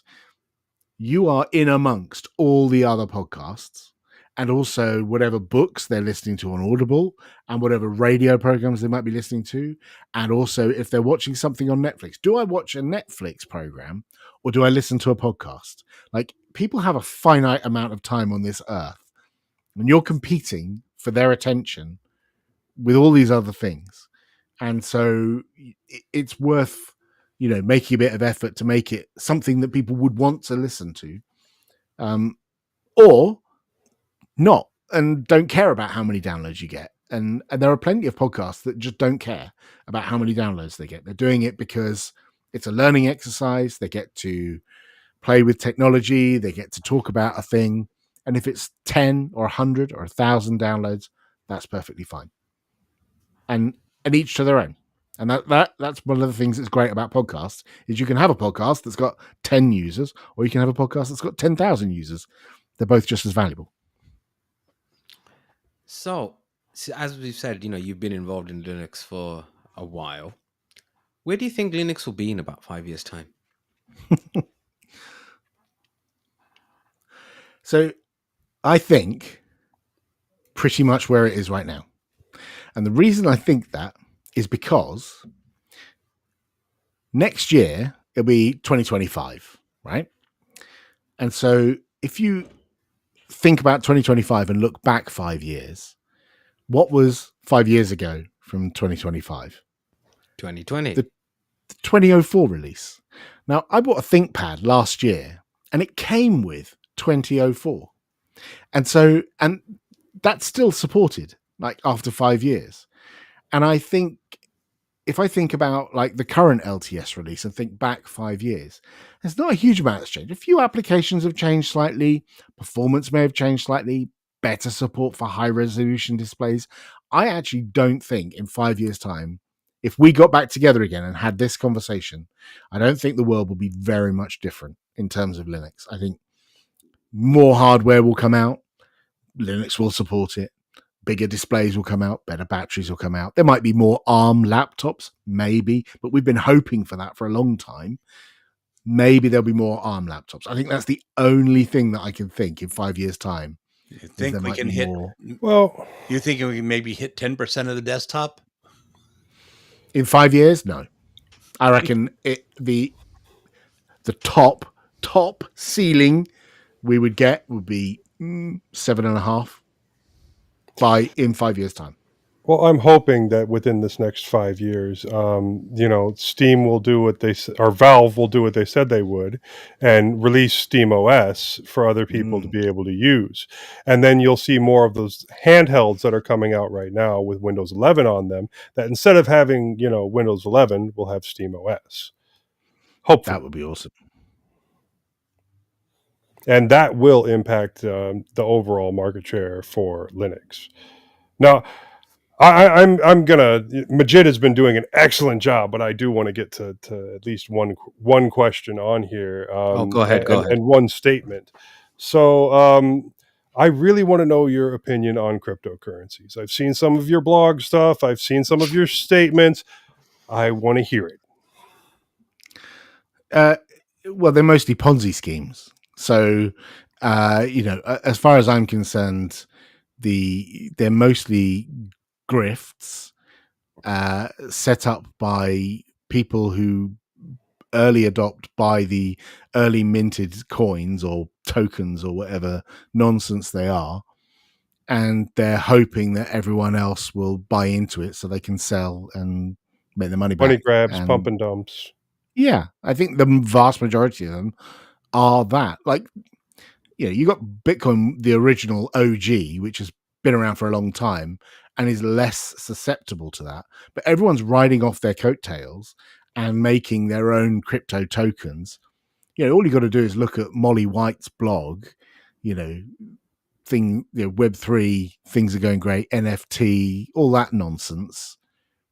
It's just a big grift. And I find it, I try not to listen to any podcasts that have anything to do with crypto at all. Just because I find it really distasteful, because it seems to be all the people who are pushing crypto are only doing it because they're invested in it and they're Invest out in to mine. personally gain from it. Oh, I see what you're saying there. So, do you think that Bitcoin has a future? Not Yeah, cryptocurrency in it's general, not going but away. Bitcoin. Yeah, I don't think it's going away. There's all the while that there's the opportunity for people to create their own new coins, or that whole bubble of NFTs. What was it, a year ago, 2 years ago? I can't remember, but that just blew up and then suddenly disappeared. For Like, 5 minutes. It blew up for a literal 5 minutes. yeah, and none of them are worth anything worthwhile anymore. There's still people trying to push it and trying to launch their own, DAOs and cryptos and NFTs and stuff. But on the whole, it's a small number of people who are all buying each other's stuff. Like, when you look at the stats for how many people bought NFTs, it's an incredibly small number of people who invested. And it's the same people who are buying all these different things, looking for the next, cash grab, trying to get rich quick. Like the Right. guy who lost money with that Snap that ended up in the app that ended up in the Snap store. He lost like $500,000 and he seemed pretty blasé about it. And that rings alarm bells for me. I know he's contacted the FBI and he's trying to get, legal recompense for the money that he lost through. Good luck. Yeah. We do have a Exactly. former president who's trying to do a lot of fundraising by selling NFTs. Yeah. I mean, so Did I've you get seen. your Trump NFT? Just on as a follow-up question to that, some people might turn around and say, well, you're seeing greater acceptance of the major cryptocurrencies like Bitcoin by some of the financial institutions that are around. Financial institutions are buying up a lot of this kind of stuff. So what they're not going to sink their money into what they think is a Ponzi scheme, will they? I think most of the new ones, to be clear, Bitcoin well established. Litecoin, Ethereum, stuff like that. I think any of these new crypto things I see Okay. as Ponzi schemes. The meme coins. Yeah, Yeah. all the meme coins and all that nonsense. Yeah, those I just don't see the inherent value in them. And I honestly think in a few years' time we'll look back on this and think, what on earth were we doing? Like it does seem, and I don't think what financial institutions are investing in is a good measure of what's morally good or bad in the world. To be honest, True. That's very true. I mean, it's an amoral world when it comes to financial institutions, but I'm just thinking of it from a strictly business perspective. They're not going to want to waste their money. Is my point. Sure, I'm no expert in that No. regard, but I can't see large financial institutions putting money into Dogecoin. Oh yeah. Okay. Well, Dogecoin is a little different. It actually has been around for a long time, and it was initially meant as a coin to give you an opportunity to learn about mining. So its point was never to be, an actual currency. It was a way to learn. And then because of the meme coin craze and Elon Musk, its value shot through the roof, and all those people that have been playing around with it for years suddenly, had money. But there's a guy in the UK who you may have heard about, who had a wallet on his hard drive. Oh yeah. And for some reason it ended up going into the trash I remember and that then story. ended up in a landfill. And he keeps popping up in the news every time the Bitcoin price goes up.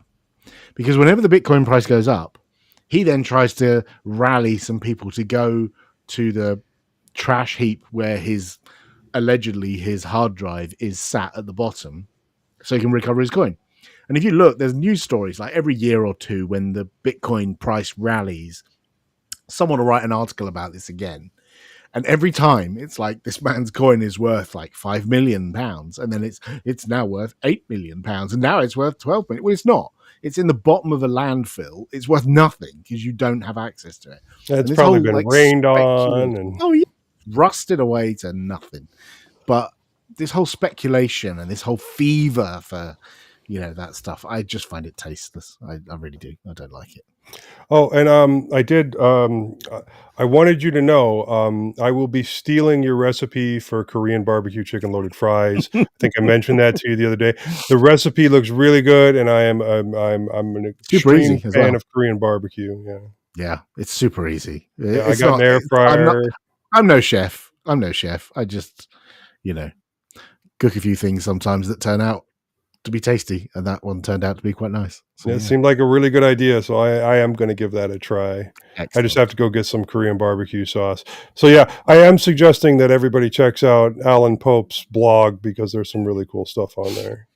Thank you very much. Now, since Majid stepped away, I guess I'm going to continue asking some questions. He probably had to, do his business or whatever. What is your opinion on AI, and is it the way of the future? Oh man, I'm conflicted about this because I have used it. I've used like the LLM stuff, and I think it's quite interesting being able to use it as specifically the LLM stuff, using it as like a buddy you can bounce ideas off of or ask questions in order to clarify things. Like, I enjoy that part of it. I'm not a fan of the amount of resources it requires to run the things and how much resource it requires to train the models. And I'm not a fan of the fact that it's all very opaque how the models were created and what data they were trained on. And the chances are that they're trained on data that they don't have the rights to consume. But if you think of these LLMs like ChatGPT or GitHub Copilot, I tend to think of them as someone sat next to me while I'm working. Like if I'm working with someone on a project, we might speak about stuff and bounce ideas off each other. And I feel it's very similar to that. I'm not going to trust and believe every single thing that the other person says. And I'm not going to blindly copy and paste what they say into a document and say, there we go, that's good, that's done. It's a collaboration. Like, I'm getting inspiration from this bot thing, and I'm learning from it as well. I've written some software where I can type a comment and then Copilot or whatever the LLM I'm using fills in the gaps. And it's scarily accurate how good it is at doing that. And I think that's helpful. It's not writing the whole code for me. It's not coming up with the idea for the software that I'm writing. I came up with the idea. I came up with the plan for how to do it, but it can write little sections for me. And I think that's no different than me sitting with another programmer and then offering suggestions on how I can improve it. So for those kind of things, I think it's very valuable. I'm not convinced it will be able to replace, musicians, artists, ballet dancers, the creative writers. industry. Yeah. But that doesn't mean that companies aren't going to try. For sure. People are already trying. Like, there's already an industry of LLMs that are creating music and lyrics and all that kind of stuff. Yeah. Well, I did indeed have a song I tried to work up, and I was just getting writer's block on it. I did all the research, etc. I went to ChatGPT and I actually asked it 3 times to write that song based on this concept. And then I took the good ideas out of that matched the ideas I had, and I already had the rhyme and the structure and everything. So that was actually helpful to me. Mm-hmm. So, but I did not take the first one and publish it and say I wrote it. Yeah. You're not trying to replace yourself with AI. Yeah. The other thing that I think is interesting is there's this whole industry in people who call themselves prompt engineers. And it's just like knowing how to ask it the right question. Because if you just ask it a one-liner, often you'll get a pretty rubbish reply.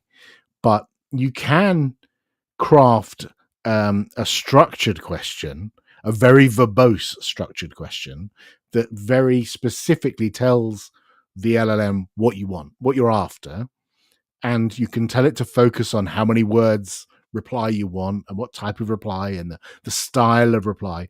And it is possible to coerce these things to give you quite a straight, decent answer. But like I said, I don't take it as, as fact. I use them as, help, a bit of an aid, for example. Do the boring stuff for me. Like, I take notes during a meeting.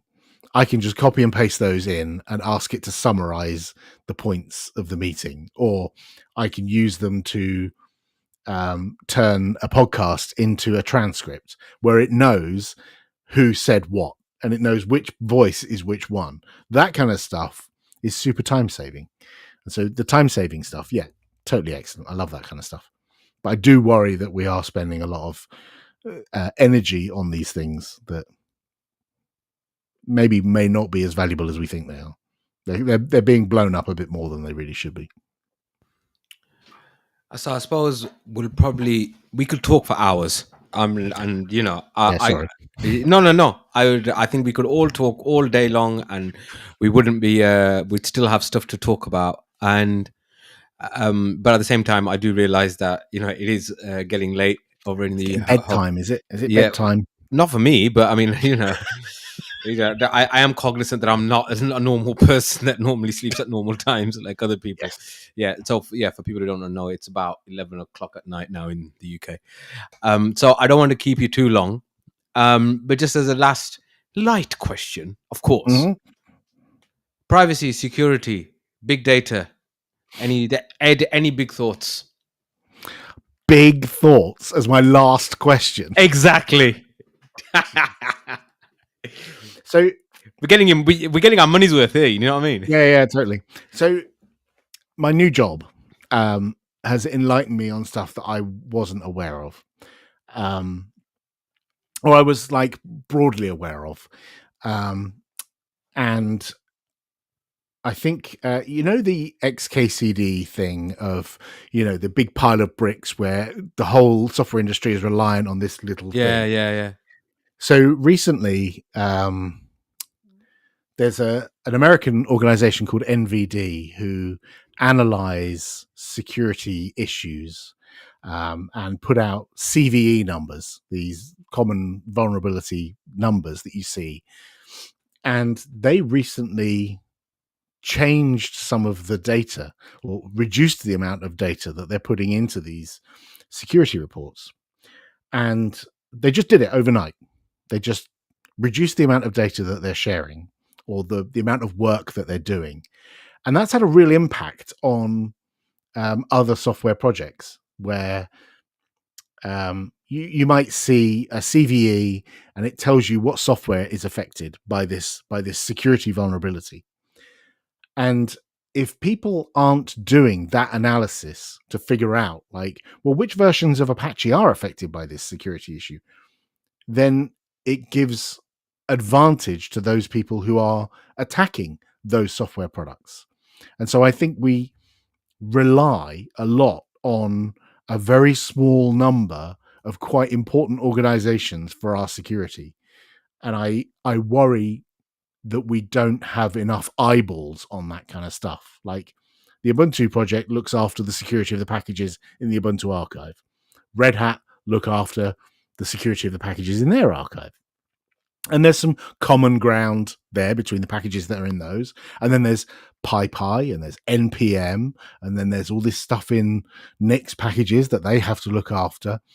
And we're reliant on this small number of organizations to look after our security. And that worries me more than anything. Is you think of all the software that's on your computer and on your phone and on your watch and on your TV and on your Alexa or whatever speaker you've got. There's a ton of software in there, and there's not a huge number of people looking at that software and trying to identify security issues and categorize them correctly and identify where fixes can be made. And I think there's an opportunity for more people to get involved in security research. And I think those activities are things that we should be teaching people at a younger age. I think there's an opportunity for people in school to not just learn how to code, but to learn how to identify security vulnerabilities in software. I think that's something we don't do enough of. It's interesting, actually. You mentioned that. There's a friend of mine who's a doctor as well, who's a GP in Birmingham, and I was asking him. So his daughter's doing her A levels at the minute, and I was saying, oh, so what's she thinking of doing? Is she going to be doing the classic thing of following her parents into medicine or something like that? And he went, no, she's really into computers. Oh, that's good, interesting. Okay, yeah, she's already thought about doing cybernetic security. Oh, really? And it's like, yeah. And he goes, yeah. And went a bit of a discussion about how, she'd seen, read some stuff and this, that, and the other, and had this idea that this is going to be a big growth industry, that, there's going to need more and more people in it. She's interested. She's one of the, we always want to get more women and girls in STEM. So obviously, she's obviously been affected a bit by that. So I think you're very much right. I think it's going to be a massive growth industry. And I think we will, but yeah. So, guys, any other last questions you have for Popey? I feel like I've talked a lot. I do apologize. You did well. I can't even think of a word. Fine job. Yeah, you did. I didn't blow off my mouth about Bodhi, but that's beside the Yeah. Moss, like, I can't go through a podcast without mentioning Bodhi at least 3 times. So we managed. That was only once, and then we're almost done. You want to hear more about Bodhi? Go check his other show out. Yeah, Show Hopper's Digest. I'm not on that show anymore, Bill. Oh well. There's past episodes of Distro Hopper's Digest. They are about to. There's enough of both him and Bodhi on all the rest of the episodes to make. They're about to record the second episode of that show without me, episode 52. Oh, it's not the same without you, Moss. It's not the same. It's not the same without you. Well, you can still get me on Full Circle, Yeah. How do long, we Moss? live without you? Anyway, sorry. Yeah. It's definitely got to silly hour now, isn't it? Because I'm starting to. Yes. Yes. Okay. Anyway, wrap it up. Thanks a lot, Popey. Thanks a lot for coming. Yeah. Thanks for having me. It's been good fun. It's been a really fantastic interview. Look, and I'm not just saying that because we're completely fangirling over you. We genuinely was really. Interesting. I'm just some guy, I'm just some guy. If you want to start coming back on the show, we're down with that. Yeah, man. We always need more co-hosts. It's always good to have someone who actually knows what they're talking about, right? Because it takes the 4 of us to approximate one person. I'm not sure I know what I'm talking about. I just do a good impression of knowing what I'm talking about. Sounds great. It's what they say at AA meetings, isn't it? Fake it till you make it. Yes, well, exactly. You're the only one here who has been around Canonical, so yeah. Yeah. And that is a big part of Linux, Yeah. So I hear, vibrations from the ether. So Rob got in contact. Robert, I should say. Sorry, I shouldn't just decrease your name for no reason. And said a couple of things. First, it was giving some feedback on the chapters and links in the podcast, been incredibly helpful. It's seriously helpful in keeping up with all the great content we put out on the show, apparently. How do you do that, Bill, exactly? I know you've been doing it. You did explain it, but I've completely forgotten how. One of the positive things about Podcasting 2.0 is the ability to incorporate chapters in the show, and it shows up not just on the Apple side, but on the regular, on players that support the protocol. And it's really just the same plugin that we use to distribute the RSS feed has the ability to create the chapters. And as I'm creating those chapters, there's also a place for a link that takes you to the HTML anchor on our show notes to follow along more accurately, So it's a little bit of work added, but I think it's probably been worth it because it gives people the ability to skip around, whereas before they weren't. I mean, we did timestamps before, but you couldn't click on them and go directly to a part of the show, but now you can. So And he also says, thank you for the review on the RS-36. He had a question though. Are the games preloaded, or does he need to legally acquire the Yes. ROMs for the various platforms? Or is there a page that lists all the games that are preloaded? There is got to be 10,000 of them on here. Yeah, but do you have a way of loading up more if you want to, or Yes. different Well, ones? because on one side is the SD card that's got the operating system on it, which is some fork of 1910. And on the other side, there's an SD card, a much larger one, that's got all the ROMs on it. And it's just a matter of sliding Dumping the the ROMs ROMs into into the the right. locations. Yeah, it's that So simple. very Batacera, RetroArch style. Correct. You just load them into the right spot and off you go. But I mean, to answer the first question, yeah, it's preloaded with. I wouldn't even.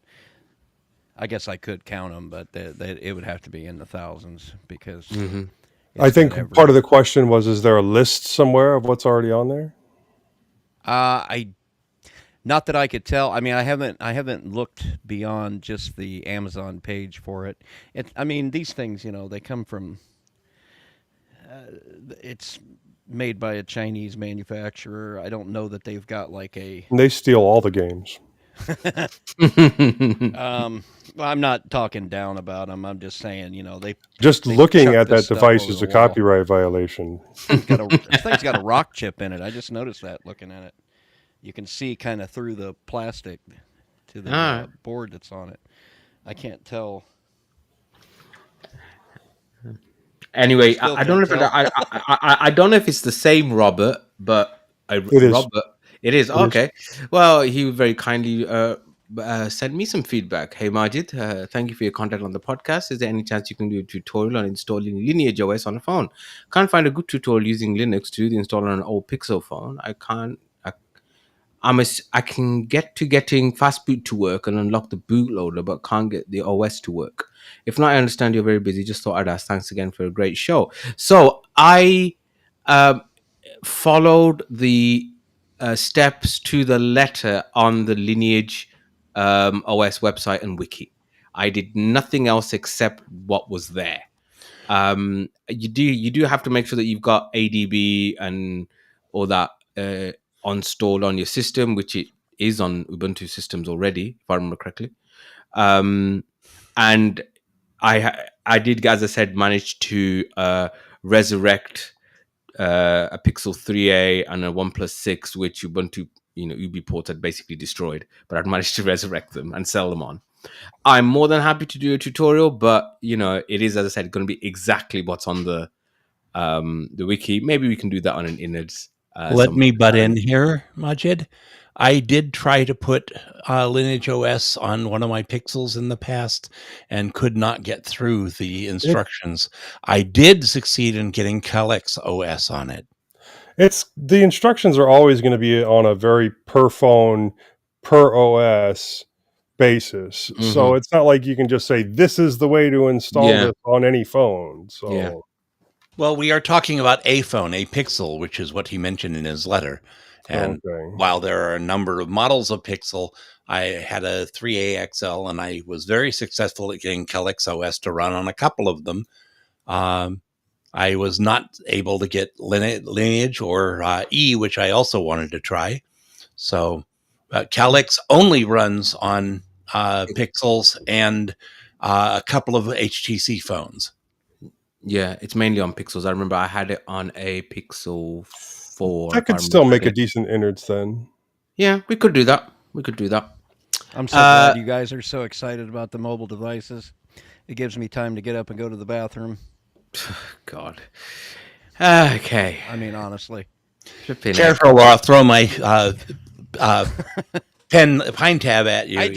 I know I've said it 1,000 times. I just have trouble getting excited about these things. They're always just going to be a consumer And do you want those device. hippies to get off your lawn as well? Yeah. Convergence. Come on, put everything on your phone. Linux for all. Yeah. I mean, I don't expect my car to cook my dinner, and so I don't expect my phone to be a computer. But your phone is a computer. But It already is- is. and your car is also a computer. since we've Purpose-built already computer, discussed it. you know. And Android is One a day- version of Linux anyhow. One day your Yeah, glasses will be a computer, okay? But you know, you can build things out of things, but it doesn't mean that the thing is the same thing as the other thing. I don't know. Go Yeah, on. yeah. Move swiftly It's on. getting Yes, really we were- thingy around here. Let's move. Yeah, let's move swiftly on. So ZenFloater2 contacted us. Cool name, by the way. Yeah. I just bought a new Lenovo laptop a week ago and installed Linux Mint Edge on it, as no other distro seem to support everything on the laptop. Some of them wouldn't even boot. Anyway, Fedora 40 was just released, so I downloaded the workstation ISO, installed it over Linux Mint. Install went flawlessly and everything worked. I downloaded Fedora Easy Tether.rpm, installed it using rpm iForce easy whatever.rpm. The libSSL stuff was installed in Fedora and works, but they call the package something different now for libSSL. So you have to use the force option, then start Easy Tether USB by hand as root from the terminal to get it going. It works fine. Sound from the speakers. The sound from the speakers was low, even though I turned it all the way up on the desktop. I ended up having to install PAView control. Yeah, that's always a good idea. To get the volume high enough to hear clearly. There's no boost max for the sound on GNOME, unfortunately. PAView control showed all the output sound controls at maximum, and I just bumped it past 100%, and the sound came back loudly. The desktop's rather drab. I had to beautify the terminal some and change the style of the desktop and wallpaper as it was really drab looking. Post the first DNF update, I had a Linux 6.8 kernel on the box. I haven't run everything, but from what it runs, it seems to be very stable and runs great. I do like GNOME. GNOME is very simple and plain, like Crunchbang Linux. Hey, mention that twice in one episode. And OpenBox was. It reminds me of OpenBox somewhat. They set a dark theme to everything, and I agreed with that. Dark theme is better, but they just don't put grey characters on a dark terminal screen. Yeah, that's not a good idea, actually. I greened it up a bit and enabled transparency. The trackpad is not right click, but rather double bottom click like on a Chromebook. Since I also run Chromebooks, this was okay with me. I had to change the scrolling from natural to traditional. So traditional trackpad scrolling is not natural, I guess. Yeah, it isn't. Sorry. They had power saving set to maximum, and I turned that off. I didn't want my screen dimming or going off every 5 minutes. When I opened the software center, there was a message about wanting to reboot to finish installing some drivers, which it does in the next boot. DNF update doesn't tell you about this kind of stuff from your terminal. You have to open the software center to see it. All the hardware is supported and running fine. They even had a clock set up for AM PM, which I approve of. And the Midnight Commander had a link scrolling tuned on out of the box, which was cool. Funny, but programs like MP3 Blaster are not found on Fedora repos, yet AbiWord still is.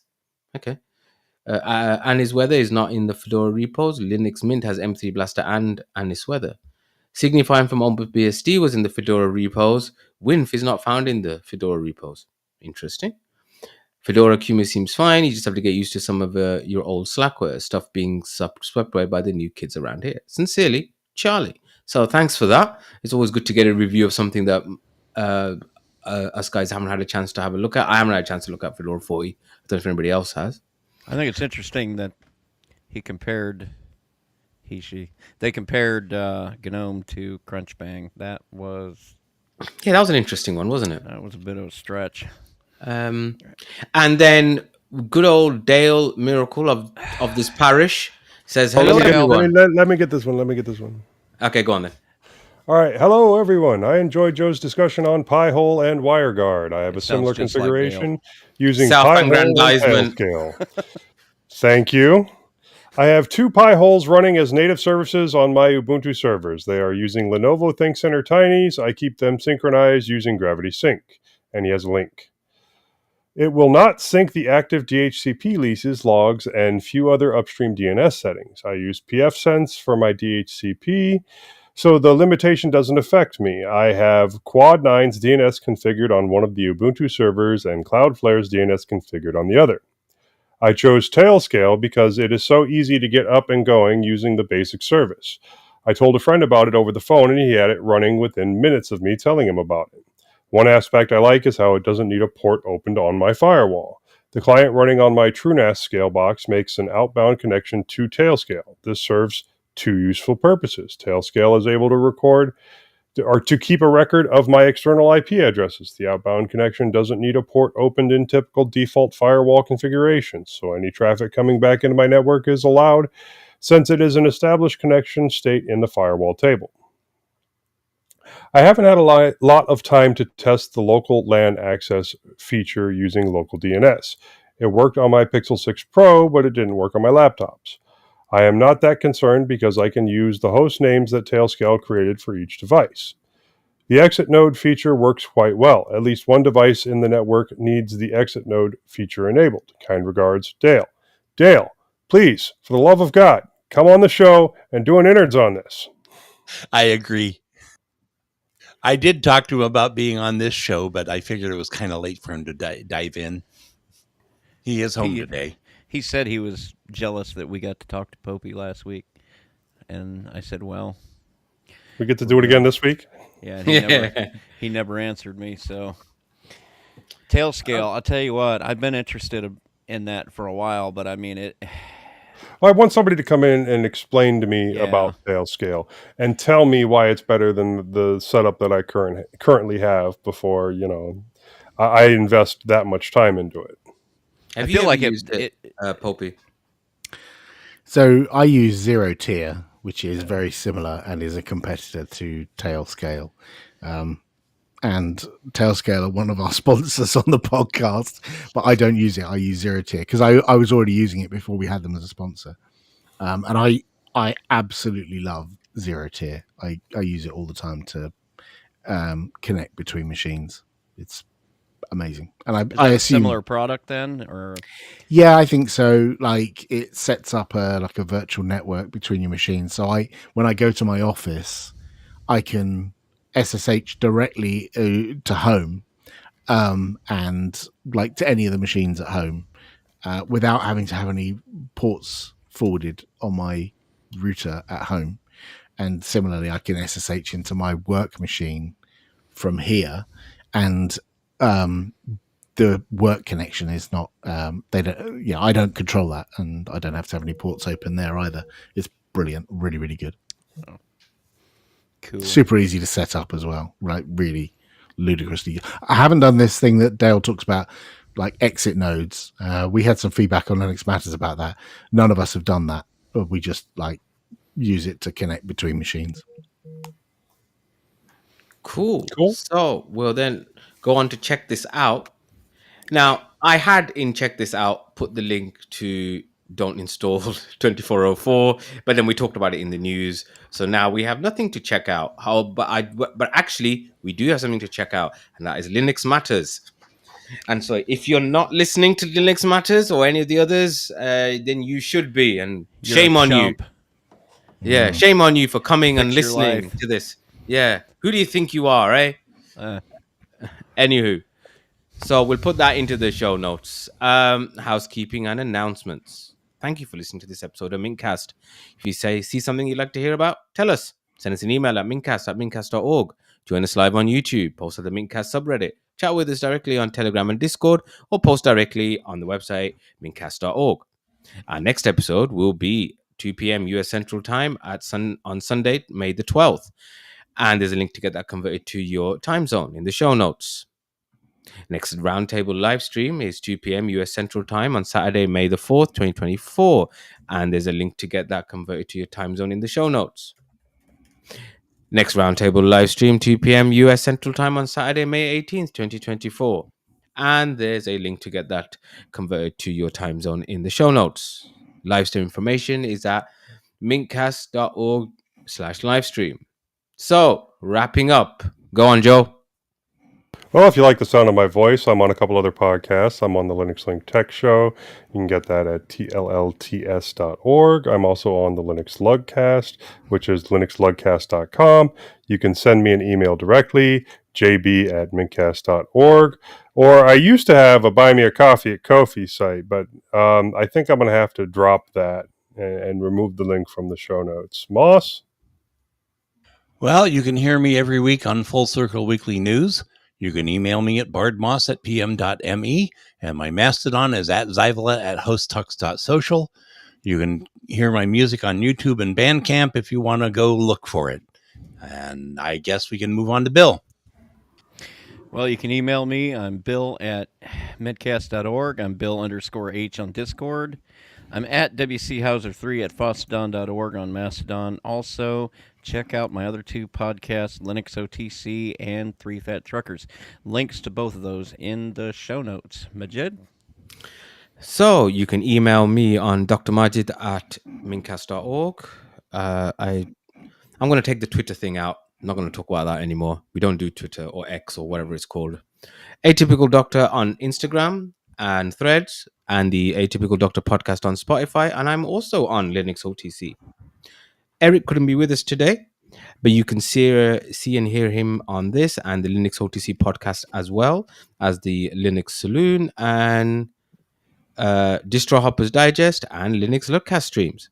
If you'd like to get in touch with him, he can be reached by email at eric@mintcast.org, Discord, Eric_Adams, Telegram, links in the show notes, Matrix, links in the show notes, Mastodon, fossadon.org/@ericadams. And Alan, what about you? So go and listen to Linux Matters. You'll find it everywhere that your podcast player supports, and there's also an RSS feed. And all my contact details are on my website, popey.me. So before we leave, we want to make sure to acknowledge some of the people who make mintCast possible. Bill for our audio editing, archive.org for hosting our audio files, Hubstar for our logo, initRD for the animated Discord logo, Londoner for our time syncs, various other contributions. He is the puppet master behind mintCast. He's the man. The shadowy figure behind Yeah, the the Svengali. Not to mention being behind Distro Hoppers. Yes, multi-talented. Bill, again, see, this is just taking the mick, having you on here twice. Bill for hosting the server, which runs our website maintenance, and the Nextcloud server on which we host our show notes and raw audio. And of course, the Linux Mint development team for the fine distro we love to talk about. Thanks, Clem and Thanks, company. and wrap. And that's a wrap. Ooh, Wow. 3 and a bit hours? 3 3 and a hours. bit yeah, hours, yeah. 310. Well, thanks So a can I lot, stop folks.